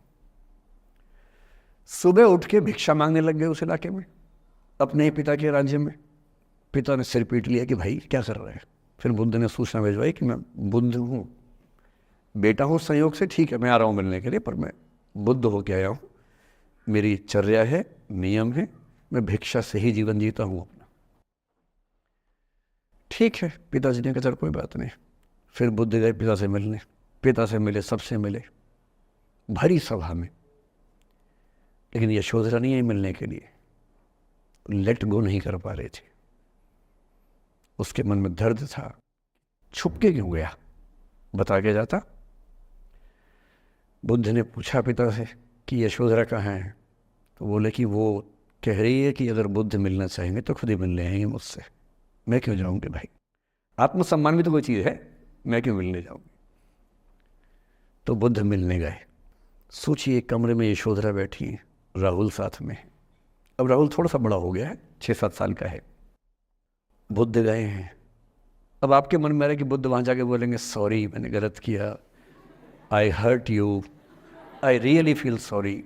बुद्ध है वो बुद्ध, वहाँ जाके क्या बोल रहे पता है, भिक्षाम देहि, भिक्षा दो।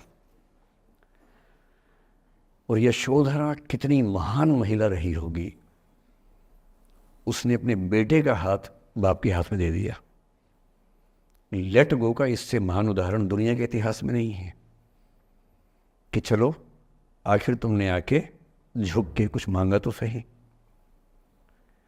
उसकी जितनी ईगो थी, अहंकार था, सब विगलित हो गया।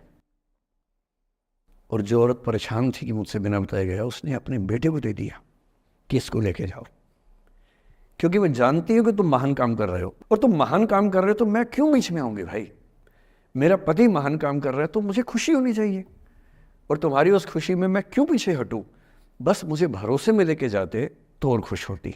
ऐसी दूसरी कहानी राधा जी की है। राधा जी आप जानते हैं कृष्ण उनसे बहुत प्रेम करते थे, वो कृष्ण से प्रेम करते थे, उनका विवाह नहीं हो पाया, अलग बात है। लेकिन हमारी परंपरा में प्रेम का जो पराकाष्ठा है ना, प्रेम का चरम, वो तो कृष्ण राधा का है। मतलब राधा कृष्ण का प्रेम एक खास किस्म का प्रेम है, जहाँ विवाह के बंधन के न होने पर भी प्रेम का चरम रूप होता है। राम और सीता का प्रेम गार्हस्थ्यिक प्रेम का चरम रूप है कि पति पत्नी का प्रेम कितना शानदार हो सकता है। वो देखना हो तो राम सीता का प्रेम देखिए, विशेष रूप से तुलसीदास जी के यहाँ देखिए। और वैसे जो प्रेम होता है वो देखना हो तो राधा कृष्ण का प्रेम देखिए। पर इंटरेस्टिंग है, ये सारे जो हमारे धर्म के चरित्र हैं ये समय के साथ चेंज होते गए हैं। राम बदले हैं, कृष्ण बदले हैं, राधा बदली हैं, सब बदले हैं। एक कवि थे सूरदास, भक्ति काल में 16वीं सेंचुरी, आप मोटा मोटा ध्यान में रखिए। कृष्ण को, आपने वो कहानी सुनी होगी, कृष्ण तो अपने घर में थे, कंस को मारने के लिए वो पैदा हुए थे। कंस को पता लगा तो कंस ने अपने एक सहयोगी अक्रूर, जो कि श्वफल्क के पुत्र थे, उनसे कहा कि जाओ और कृष्ण को लेके आओ, यही मारेंगे। उसको पता नहीं था क्या होगा बाद में। आदमी कॉन्फिडेंस में ऐसी गलतियाँ करता ही है, तो वो सुपर कॉन्फिडेंट था, बुलवाया कृष्ण को। कृष्ण तो इसी काम के लिए आए थे, समझ गए कि बुलावा आ गया है, अब इससे काम निपटाना है, चलते हैं। राधा और गोपियाँ कृष्ण के बिना रह नहीं सकती थी। सुपर इमोशनल विमेन, ऐसा मानते हैं कि वो महिलाएं, राधा तो छोटी थी, बाकी महिलाएं गोपियाँ उनसे काफ़ी बड़ी उम्र की थी, इतनी इमोशनल थी कृष्ण को लेकर कि कृष्ण के बिना वो सोच नहीं सकते थे कैसे रहेंगे। पर वो जिस काम के लिए आए थे धरती पर, वो तो करना ही था। तो अक्रूर आए, अक्रूर ने बताया कि ऐसे ऐसे आया हूँ, ले जाना है। तो कृष्ण और बलराम चले गए। इधर कृष्ण गए, उधर गोपियों का रो रो के हाल बुरा, राधा का हाल बुरा। ऐसी दीवानगी आजकल की फिल्मों में आप सोच नहीं सकते, ऐसी दीवानगी थी उस जमाने में उनके बीच में। और जब आदमी का प्रेम हाथ से निकलता तो वो बेचारा कितना कमजोर हो जाता है। राधा जी की हालत सोचिए। सूरदास कह रहे हैं, अति मलिन वृष भानु कुमारी, हरिश्रम जलु अंतर तन भीजे, ता लालच न धुआवती सारी। कि वृषभानु की कुमारी, वृषभानु मतलब राधा के पिता, वृषभानु की बेटी राधा इतनी कमज़ोर हो गई है, इतनी मलिन हो गई है। हरि सम जलु अंतर तन भेजे, कृष्ण के पसीने की कुछ बूंदें उसके ऊपर गिर गई थी, उसकी साड़ी में लगी हुई हैं। ता लालच न धुआवती साड़ी, इस लालच से साड़ी धुलवा नहीं रही है। और जब से कृष्ण गए हैं कपड़े तक नहीं बदलना चाह रही है कि इस कपड़े में मेरे प्रिय की याद है। खाती नहीं है, इतनी कमज़ोर है, हिल नहीं पाती है। एक और कवि हुए, वो तो इतने आगे बढ़ गए, बिहारी नाम के कवि थे। उनकी नायिका तो लगता है कि घड़ी का पेंडुलम है।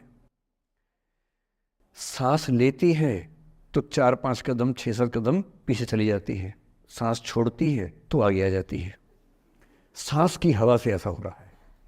इत आवत चली जात उत चली 6-7 अखात, चढ़ी हिंडोरे सी रही लगी उसासनी साथ। कि इधर आती है उधर जाती है, 6-7 हाथ इधर 6-7 हाथ उधर, सांस लेती है तो यहाँ, छोड़ती है तो वहाँ, जैसे झूला झूल रही हो। पर ये रीतिकाल के कवि हैं, उनका अलग टेस्ट है, हम सूरदास पे बात कर रहे हैं। राधा इतनी परेशान है। अच्छा, जब आदमी परेशान होता है ना, जब उसका ब्रेकअप टाइप का होता है कि कोई गया है वापस ही नहीं आ रहा, कृष्ण ने कहा था कि बस जा रहा हूँ, काम निपटा के आता हूँ। उनके मन में था क्या काम निपटाना है, काम निपटा भी दिया। अब कंस के बाद सवाल है कि मथुरा का साम्राज्य कौन संभाले। उसको एक स्ट्रक्चर बनाने के लिए कृष्ण को लगा कि मुझे यहाँ रह के सिस्टम को ठीक करना चाहिए, उसके बाद लौटना चाहिए। तो वो रुक गए वहाँ पर, राज्य का काम भी तो करना ही था। पर प्रेमी व्यक्ति को सब समझ नहीं आया, तो फिर लगता है कि नहीं मेरे पास आओ, बाकी सब बेकार की बातें हैं, मेरे पास आओ। कृष्ण आ नहीं रहे। यमुना के इधर कृष्ण है, यमुना के इधर गोपियाँ हैं, पर आत्मसम्मान भी तो है। एक आलोचक ने कहा कि नाव में बैठ के चली जाती। आत्मसम्मान होता है प्रेम में कि मैं क्यों जाऊं, बिना बताए क्यों चले गए, बता के जाते। तो राधा वेट करिए। राधा के मन में क्या आ रहा है, उनको लग रहा है कि ऐसा तो नहीं कि मैंने ही कुछ गलती कर दी हो। जब कोई व्यक्ति दूर चला जाता है ना, बाकी लोग सोचते हैं कि कहीं मुझसे तो गलती नहीं हो गई। और राधा अपनी एक सहेली से बोल रही, गोपी से, मेरे मन इतनी सूल रही, एक दिवस मेरे गृह आए मैं ही मस्ती दही, देखी तिन्हें हों मान कियो सो हरि गुस्सा गही। पगला सी गई है, बोरा सी गई है। सहेली से क्या बोल रही है, हे सहेली, मुझे पता है क्या लग रहा है, मुझे लगता है कि मुझसे ही गलती हुई है। उसने पूछा क्या गलती हुई है। कह रही है कि एक दिन क्या हुआ, कृष्ण भगवान मेरे पास आए थे, मैं उस समय दही मथ रही थी। वो ग्वाला जीवन है ना वहाँ पर, तो वो गोपालन जीवन का काव्य है पूरा। अब वो मुझसे बात करने आए और मैंने उनसे ठीक से बात नहीं की, मैंने मान किया। मान करना मतलब जिसको आपकी भाषा बोलते हैं भाव खाना। मैंने उनसे ठीक से बात नहीं की, मुझे लगता वो नाराज़ हो गए, इसी नाराज़गी से लौट नहीं रहे हैं। मेरे मन इतनी सूल रही, मेरे मन में कांटा चुभ रहा है। एक दिवस मेरे घर आए, अब समझ में आएगा, एक दिवस मेरे घर आए मैं ही मथती दही, देखी तिन्हें, हाँ हाँ मतलब मैं मान की योग, मैंने अहंकार दिखाया, सो हरि गुस्सा गही, गुस्सा आ गया उनको इस बात से। सूरदास की राधा मुक्त नहीं हो पा रही, लेट गो नहीं कर पा रही, वो जी नहीं सकती कृष्ण के बिना। पर फिर देखिए 300 साल बाद क्या हुआ। 300 साल बाद कमाल हुआ। 20वीं शताब्दी की शुरुआत में एक और कवि हुए, उनका नाम था अयोध्या सिंह उपाध्याय हरिऔध। हरिऔध के नाम से प्रसिद्ध है। उन्होंने एक पुस्तक लिखी, प्रिय प्रवास। प्रिय प्रवास का मतलब प्रिय प्रवास पे चला गया है, कृष्ण चले गए हैं मथुरा, अब राधा कैसे जिएगी। 20th सेंचुरी की शुरुआत में फ्रीडम स्ट्रगल शुरू हो चुका है। महिलाएं अभी तक स्वाधीनता आंदोलन का हिस्सा नहीं बनी है, पर अब वो समय आ रहा है कि बनने वाली है। और हरिऔध की राधा ने कमाल कर दिया है। गोपियाँ पूछती हैं कृष्ण नहीं आ रहे, अब क्या करोगी। ये राधा जी क्या बोल रही हैं, प्यारे जीवें जगहित करें, गेह चाहे ना आवे। मेरे प्रिय खूब जिए, समाज का कल्याण करें, घर बेशक ना आए, कोई दिक्कत नहीं है, मैं चाहती हूँ कि समाज का भला होना चाहिए। ये वो बिंदु है जहाँ राधा यशोधरा बन जाती है, मैथिली शनगुप्त की यशोधरा। और जो मैं आपको समझाना चाह रहा हूँ उस एग्जाम्पल से वो ये कि हो सकता है कि जिससे आप नाराज़ हो वो किसी बड़े काम की खोज में हो, वो किसी महानता के रास्ते पर हो। और यदि आपके जीवन में कोई व्यक्ति ऐसा है जो किसी महानता के रास्ते पे है, तो उसके रास्ते को रोकना अपने क्षुद्र हितों के लिए बहुत छोटापन है। और ऐसे मामले में एक ही बात हमें सोचनी है कि वो जिस काम के लिए बना है उसे करने दो। अपने स्वार्थ के लिए किसी को बांध के रखना, किसी को लाश बना के रखना, इसका क्या मतलब है? जाने दो, ऐसा क्या है, कुछ तो बढ़िया होगा। एक स्थिति हम में से कई लोगों की आती है कि हम एक टॉक्सिक रिलेशनशिप में होते हैं पर छोड़ नहीं सकते। ऐसे बहुत सारे पति पत्नी होते हैं। मैं अक्सर बच्चों से एक बात पूछता हूं कि आप में से कितने बच्चे वैसा ही वैवाहिक जीवन चाहते हैं जो आपके माता पिता का है? मैं आपसे पूछूंगा नहीं, आप चिंता मत कीजिए। लेकिन जब जब मैंने पूछा है, मुश्किल से 1 या 2% ने हाथ खड़ा किया है। 97-98% लोग मानते हैं कि वैसा तो नहीं चाहिए, उससे कुछ अलग चाहिए। क्योंकि हम सब जानते हैं कि हमारे माता पिता भी, हमारे समाज के बाकी लोग भी बहुत समझौते करते हैं ताकि बच्चे अच्छा जीवन जी सके। आप भी करेंगे समझौते, सबको करने पड़ते हैं। यह है कि आप समझौते शायद उतने नहीं करेंगे जितने आपके माँ बाप ने किए होंगे, उनके माँ बाप ने और ज़्यादा किए होंगे। हर पीढ़ी कम समझौते करती है, ये समाज के विकास का एक तरीका होता है। पर ऐसा होता है कि आप एक ऐसे रिश्ते में आप छोड़ भी नहीं सकते, जी नहीं पा रहे, छोड़ सकते नहीं, क्योंकि आप तो छोड़ देंगे, आपके चक्कर में कईयों की जिंदगी दांव पे लग जाएगी। कैसे छोड़ दें? 3 छोटे छोटे बच्चे हैं, नौकरी है नहीं, वो माँ अपने पति से रोज प्रताड़ना झेलती है, बुरी बातें सुनती है, उसके पास कोई सिक्योरिटी नहीं है, वो बच्चों को नहीं छोड़ सकती, बच्चों को लेके कहाँ जाएगी, क्या करे? टॉक्सिक रिश्ता है। तो ऐसे में या तो आप रिश्ता छोड़ते हैं कि हर किसी में संभव नहीं होता, पर यदि वो संभव नहीं है तो रिश्ते में रहते हुए चिंताएं छोड़ दीजिए, अपेक्षाएं छोड़ दीजिए। भाई तेरी अपनी जिंदगी, मेरी अपनी जिंदगी, एक घर में रहेंगे पर रोज युद्ध नहीं करेंगे, बीपी नहीं बढ़ाएंगे, शुगर नहीं बढ़ाएंगे, तनाव नहीं बढ़ाएंगे। तुम्हारा अपना स्पेस, मेरा अपना स्पेस, ठीक है, एक छत के नीचे हैं, काम चला लेंगे, किसी और को नहीं बताएंगे, दुनिया के सामने अच्छी अच्छी फोटो खिंचवाते रहेंगे स्माइल कर करके चेहरा, पर कम से कम बच्चे सफ़र ना करें, परिवार सफ़र ना करे, जी लेंगे, झेल लेंगे। और ऐसे माहौल में साहिर ने जो कहा था ना, उसी कविता की कुछ पंक्तियां बड़ी महत्वपूर्ण हैं कि बर्बादियों का सोग मनाना फिजूल था। कि बर्बादियां हैं जीवन में, पर ठीक है, कितना दुख मनाएंगे, अब है तो है, क्या कर सकते हैं। बर्बादियों का सोग मनाना फिजूल था, बर्बादियों का जश्न मनाता चला गया। और फिर अंत में इतनी सुंदर बात कहते हैं, गम और खुशी में फर्क न महसूस हो जहां, मैं दिल को उस मुकाम पे लाता चला गया। कि ठीक है, जैसी जिंदगी है उसको वैसे जिएंगे, अपेक्षाएं नहीं पालेंगे, ना तुम उम्मीद करना, और हम किसी तरह से मैनेज करके जिंदगी गुजार लेंगे। ये है अंतिम जो आपके जीवन में समस्या हो सकती है, करियर को लेके हो सकती है कि आपने कुछ करियर दिमाग में रखा हुआ है, ठान लिया है कि आईएएस बनना है या कुछ बनना है। आप कुछ भी ठान लें, सिर्फ आपके हाथ में नहीं होता है, सफलताएं असफलताएं जीवन में रहती हैं। 10-11 लाख लोग आईएएस का फॉर्म भरते हैं, 5 लाख आईएएस का एग्ज़ाम देते हैं, 1000 का सिलेक्शन होता है। हर एग्ज़ाम में घुमा फिरा की ही स्थितियाँ होती हैं। पॉलिटिक्स में, स्पोर्ट्स में, बिजनेस में, हर जगह कंपटीशन इतना है। सफल होने की जितनी संभावना है उससे कई गुना संभावना विफल होने की हर क्षेत्र में है। सफल नहीं हो पाए तो क्या करेंगे? और मैंने ऐसे लोगों को देखा है कि आईएएस नहीं बन पाए 20 साल पहले, और 20 साल से रोज घुट रहे हैं कि आईएएस नहीं बन पाए। रात दिन यही ख्याल होता है कि आईएएस नहीं बन पाए, या पीसीएस नहीं बन पाए, या कुछ खास सोचा था जो नहीं कर पाए।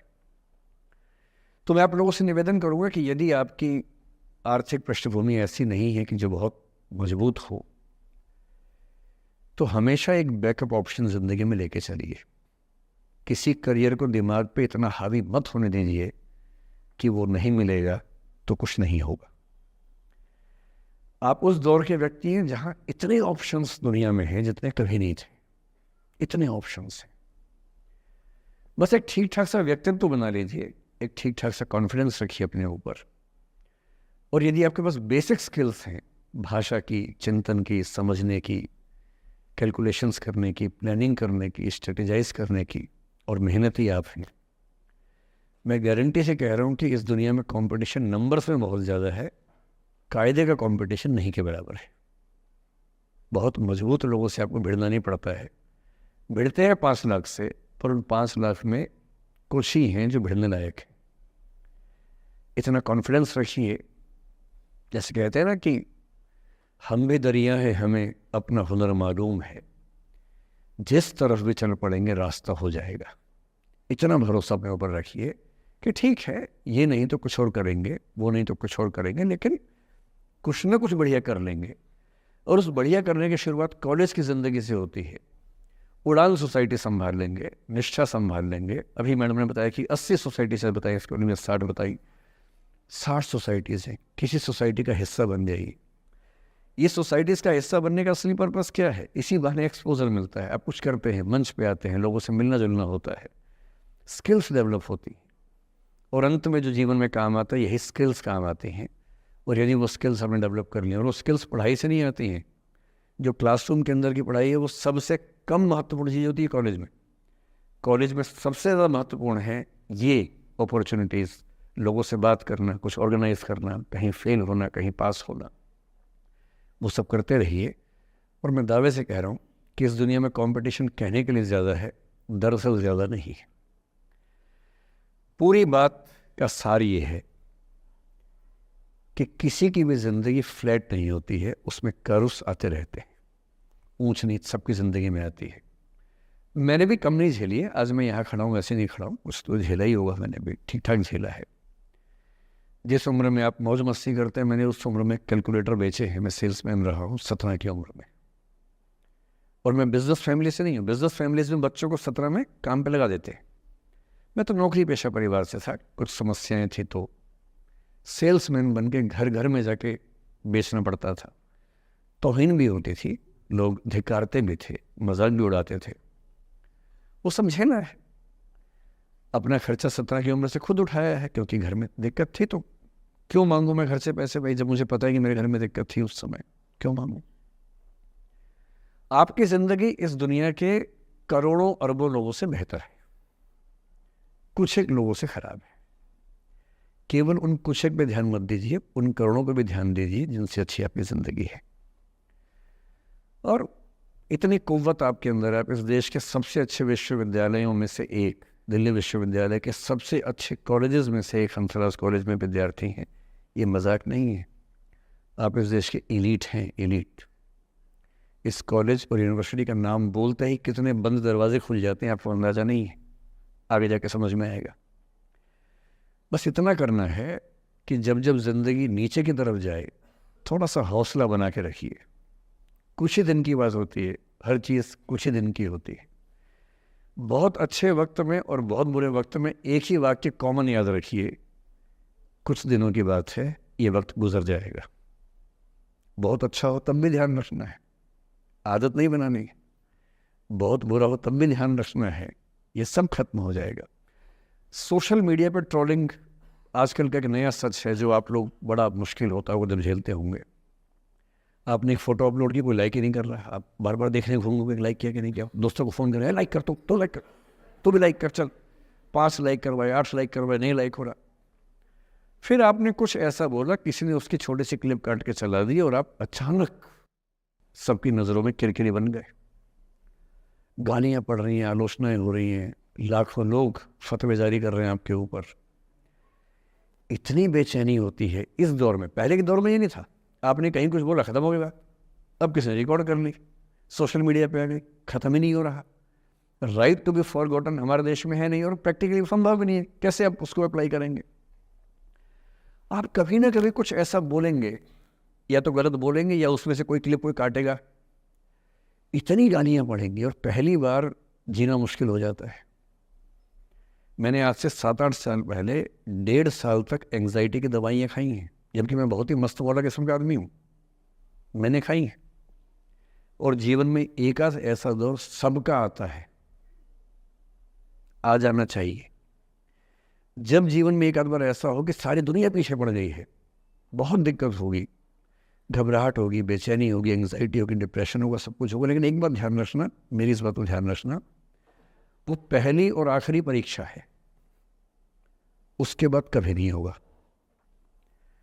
8 साल पहले ऐसा कुछ हुआ था कि मैंने बहुत दवाइयाँ खाई, 1.5 साल दवाई खाई, 1.25 साल खाई दवाई। कारण पता था, कारण ठीक हुआ, दवाई छूट गई। उसके बाद मैंने ज़िंदगी का सबसे मुश्किल फेज़ पिछले साल झेला था, जब मेरे एक वीडियो की क्लिप मीडिया पर चली, FIR हुई, पता नहीं क्या क्या हुआ, सब कुछ हुआ, पर मैं आपके सामने बहुत ईमानदारी से कह रहा हूँ, मुझे तनाव नहीं हुआ, डिप्रेशन नहीं हुआ, एंग्जाइटी नहीं हुई, क्योंकि मैं पहले झेल चुका था। अब पिछले 7 दिन से मेरी 5 साल पहले की एक क्लिप चला रहे हैं वीडियो आजकल। 2019 के इलेक्शन से पहले जनवरी में मैं एक क्लास लेते हुए कह रहा हूँ कि अब इलेक्शन का टाइम आ गया, अब मंदिर का तमाशा शुरू हो जाएगा और ये पॉलिटिक्स के मामले हैं, सब बेकार की बातें। उस समय ना सुप्रीम कोर्ट का जजमेंट आया था, ना कुछ और हुआ था। आज मेरा बड़ा सीधा स्टैंड है कि जब सुप्रीम कोर्ट की कॉन्स्टिट्यूशन बेंच ने 5-0 से सहमति दी है और उसके बाद कॉन्स्टिट्यूशन तरीके से मंदिर बन रहा है, मैं कौन होता हूँ नाराज़ होने वाला? मुझे क्यों खुश नहीं होना चाहिए? दुनिया में हर धर्म के ईश्वरों के नाम पर मंदिर हैं, उनके जन्म स्थान पर मंदिर हैं, मेरे धर्म में क्यों नहीं होना चाहिए? मुझे क्यों परेशान होना चाहिए? और कुछ लोग पिछले 7 दिन से 5 साल पहले की क्लिप चला रहे हैं। मेरी टीम परेशान है, मैं परेशान नहीं हूँ। मुझे भेजते हैं कि सर ऐसे हो गया, सर इतने वीडियो चल रहे हैं, मैं सुनता हूँ पर तनाव नहीं होता है, क्योंकि मुझे पता है कि किसी दिन किसी मंच पर हो, जैसे आज मैंने बात बोल दी, कहीं और बोल दूंगा, बात खत्म हो गई। कितना लोड लेंगे? और आप लोड लेते रहेंगे तो दुनिया देती रहेगी, दुनिया के पास बहुत है देने के लिए, वो हमेशा देते रहेंगे। खुद को ऐसा फूल प्रूफ बना लीजिए, शील्ड बना लीजिए अपने आसपास कि तनाव आता है फिसल के निकल जाता है। और अगर आप तनाव झेलने के लिए समर्थ हो जाते हैं, लेट गो कर देते हैं, मैं दावे से कह रहा हूँ, सफल कितने होंगे मुझे नहीं पता, ज़िंदगी आपकी शानदार होगी, ये मैं गारंटी दे रहा हूँ। और जब जब बुरा अनुभव हो, जब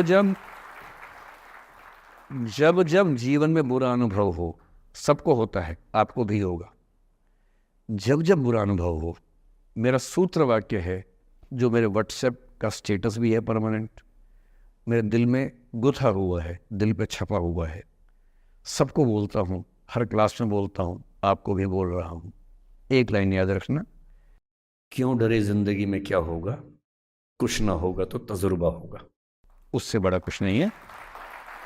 अब मैंने ठीक ठाक टॉर्चर कर लिया बच्चों पर, इससे ज़्यादा करना शोभा नहीं देता। इसके साथ ही बात समाप्त करता हूँ। बहुत बहुत धन्यवाद सुनने के लिए। So now it's our time to finally have a positive Q&A session with sir. So first of all, I'll thank you so much. और you motivate us so much, sir. मैं जब भी मतलब अगर लाइफ में कुछ भी प्रॉब्लम आ रही होती है तो यूट्यूब पे सबसे पहले यही देखती हूँ कि सर की कुछ ना कुछ वीडियो उस टॉपिक पे पक्का मिलेगी, जिससे कुछ ना कुछ सॉल्यूशन ज़रूर होगा।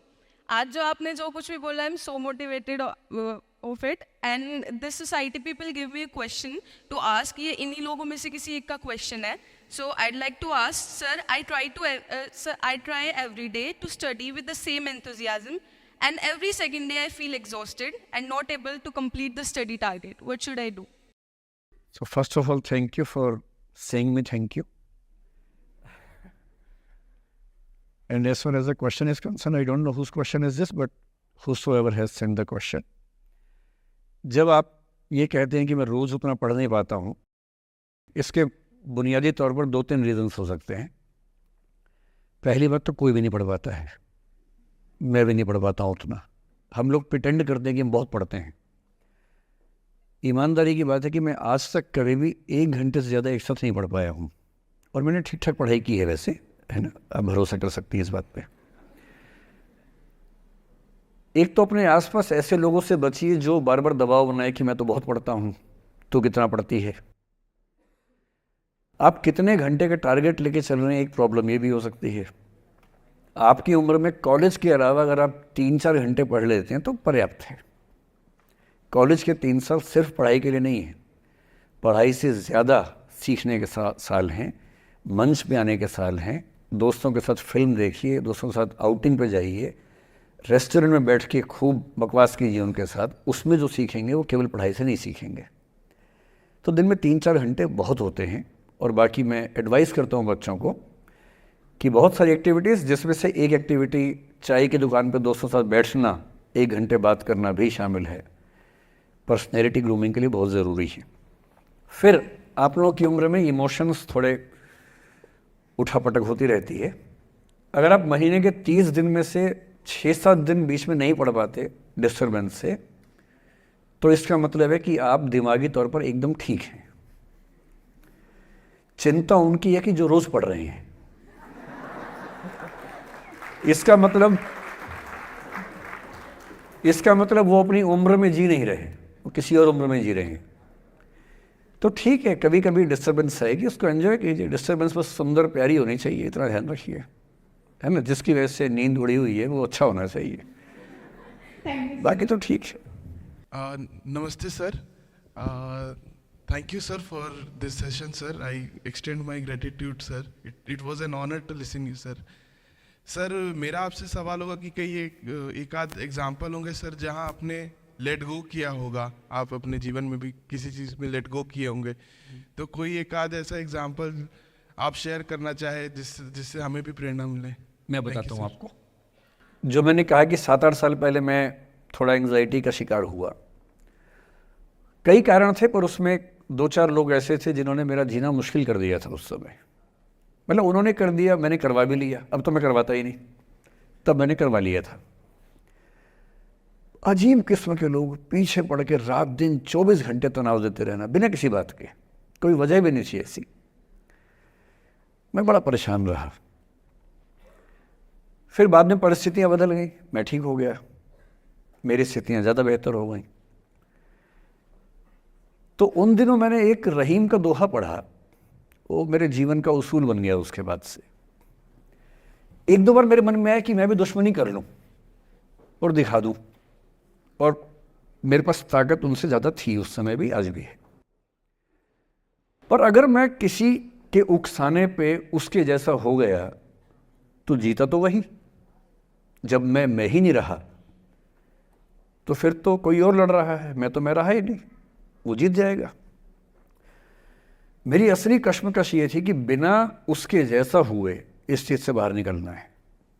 ये कुछ वैसे कि आप सड़क पे जा रहे हैं, कीचड़ में सूअर लोटा हुआ है, उछल उछल लौट रहा है, आपके सफ़ेद कमीज पे छींटा पड़ गया।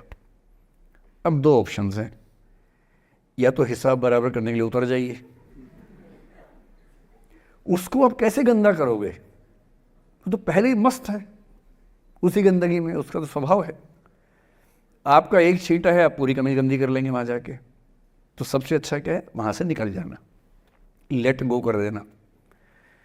तो मैंने रहीम का एक दोहा अपना सार बना लिया। रहीमन ओछे नरन सो बैर भली ना प्रीति। रहीमन ओछे किस्म के लोगों से ना बैर अच्छा है ना प्यार अच्छा है।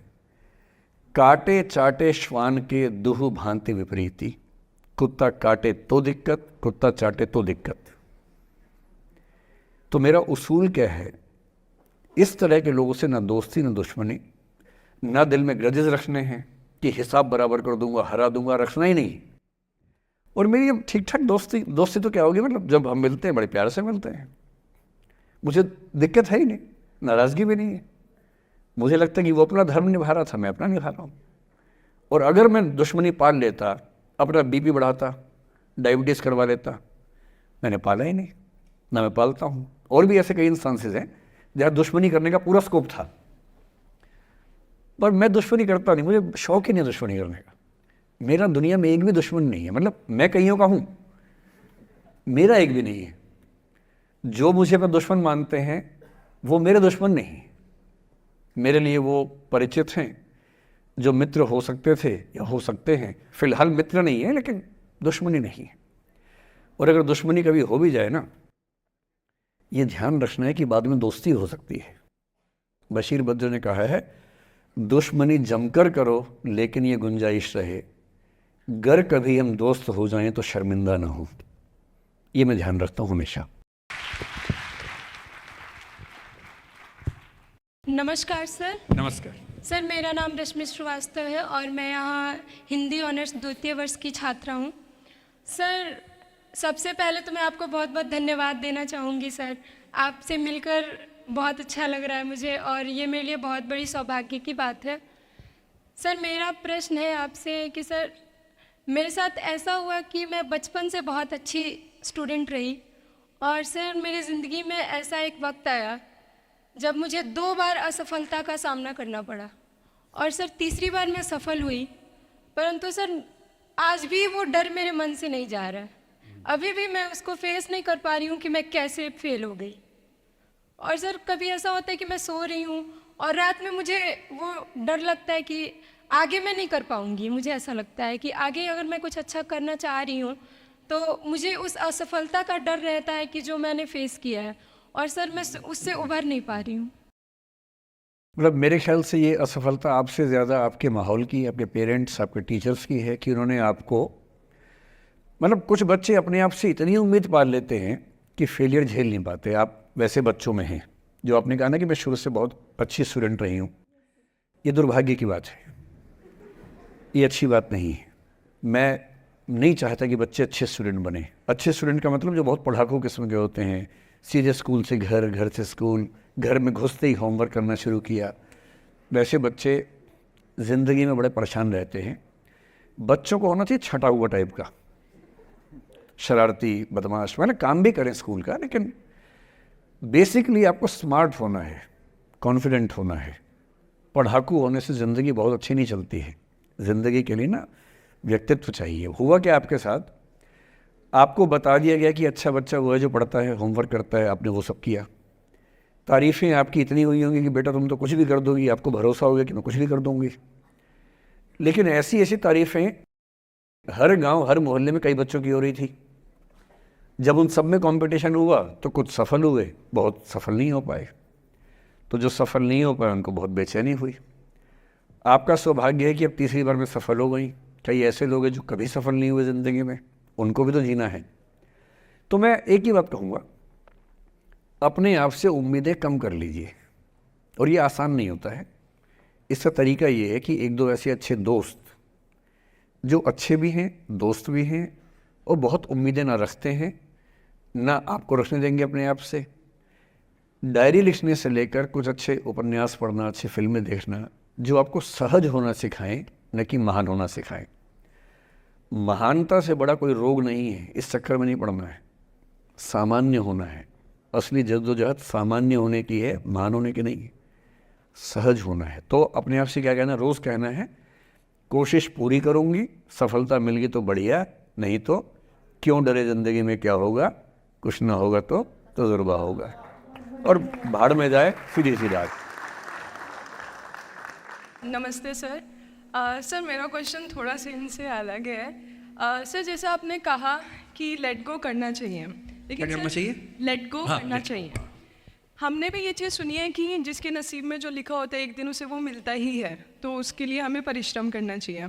तो सर एक इनके बीच में क्या एक थिन लाइन नहीं है कि हमने सोचा जैसे 71st डे पर मुझे ऐसा लग रहा है कि अब मुझसे और नहीं होगा, अब मैं नहीं करूँगी। माना कि वो गिव अप भी कहा जाता है, लेकिन अगर मेरे नसीब में है कि नहीं यार कल ये तुझसे हो जाएगा, अगर मैं कोई भी टास्क कर रही हूँ कल ये कंप्लीट होगा, लेकिन मैं सोचूँ नहीं मेरे से ये प्रेशर नहीं हो रहा, I should let go this, I should start some other thing. तो क्या ये मुझे लेट गो करना कभी रिग्रेट नहीं कर सकते क्या लाइफ में, यार एक दिन और ट्राई कर लेते तो शायद मिल ही जाता। देखिए, जो नसीब का मामला है, मेरे ख्याल से आपकी उम्र में नसीब को नहीं मानना चाहिए। दुनिया में किसी को नहीं पता कि नसीब है या नहीं, और है तो कितना है। सब तुक्का लगा रहे हैं, मैं भी तुक्का लगा रहा हूँ, ठीक। जो हार जाता है ना, उसको तसल्ली देना बहुत ज़रूरी है, वरना वो जी नहीं पाएगा। और पराजित व्यक्ति को तसल्ली देने के लिए सबसे अच्छा शब्द है नसीब, भाग्य, नियति, बहुत ज़रूरी है।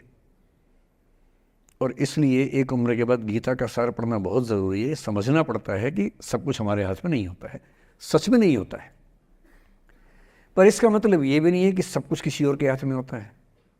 अगर ऐसा होता तो बिना मेहनत करने वाले आईएएस बन जाते या कुछ भी बन जाते। ये हो सकता है कि आईएएस बनने के एग्ज़ाम में 10 ने मेहनत की, उनमें से 8 का हुआ, 2 का नहीं हुआ, पर ये नहीं हो सकता कि एक आदमी ने मेहनत नहीं की तो उसका आईएएस हो गया। बिना मेहनत के तो नसीब भी नहीं मिलने वाला है। इसलिए ये मान लीजिए कि कुछ ना कुछ चीज़ें हमारे कंट्रोल में नहीं हैं, लेकिन जितना कंट्रोल में है उस पर पूरी ताकत लगाएंगे, पूरा डिसिप्लिन रखेंगे, तो हम अपनी किस्मत सबसे अच्छी लिख पाएंगे। सबसे अच्छी मतलब बाकियों से नहीं, मेरी जितनी अच्छी हो सकती है उतनी अच्छी लिख पाएंगे।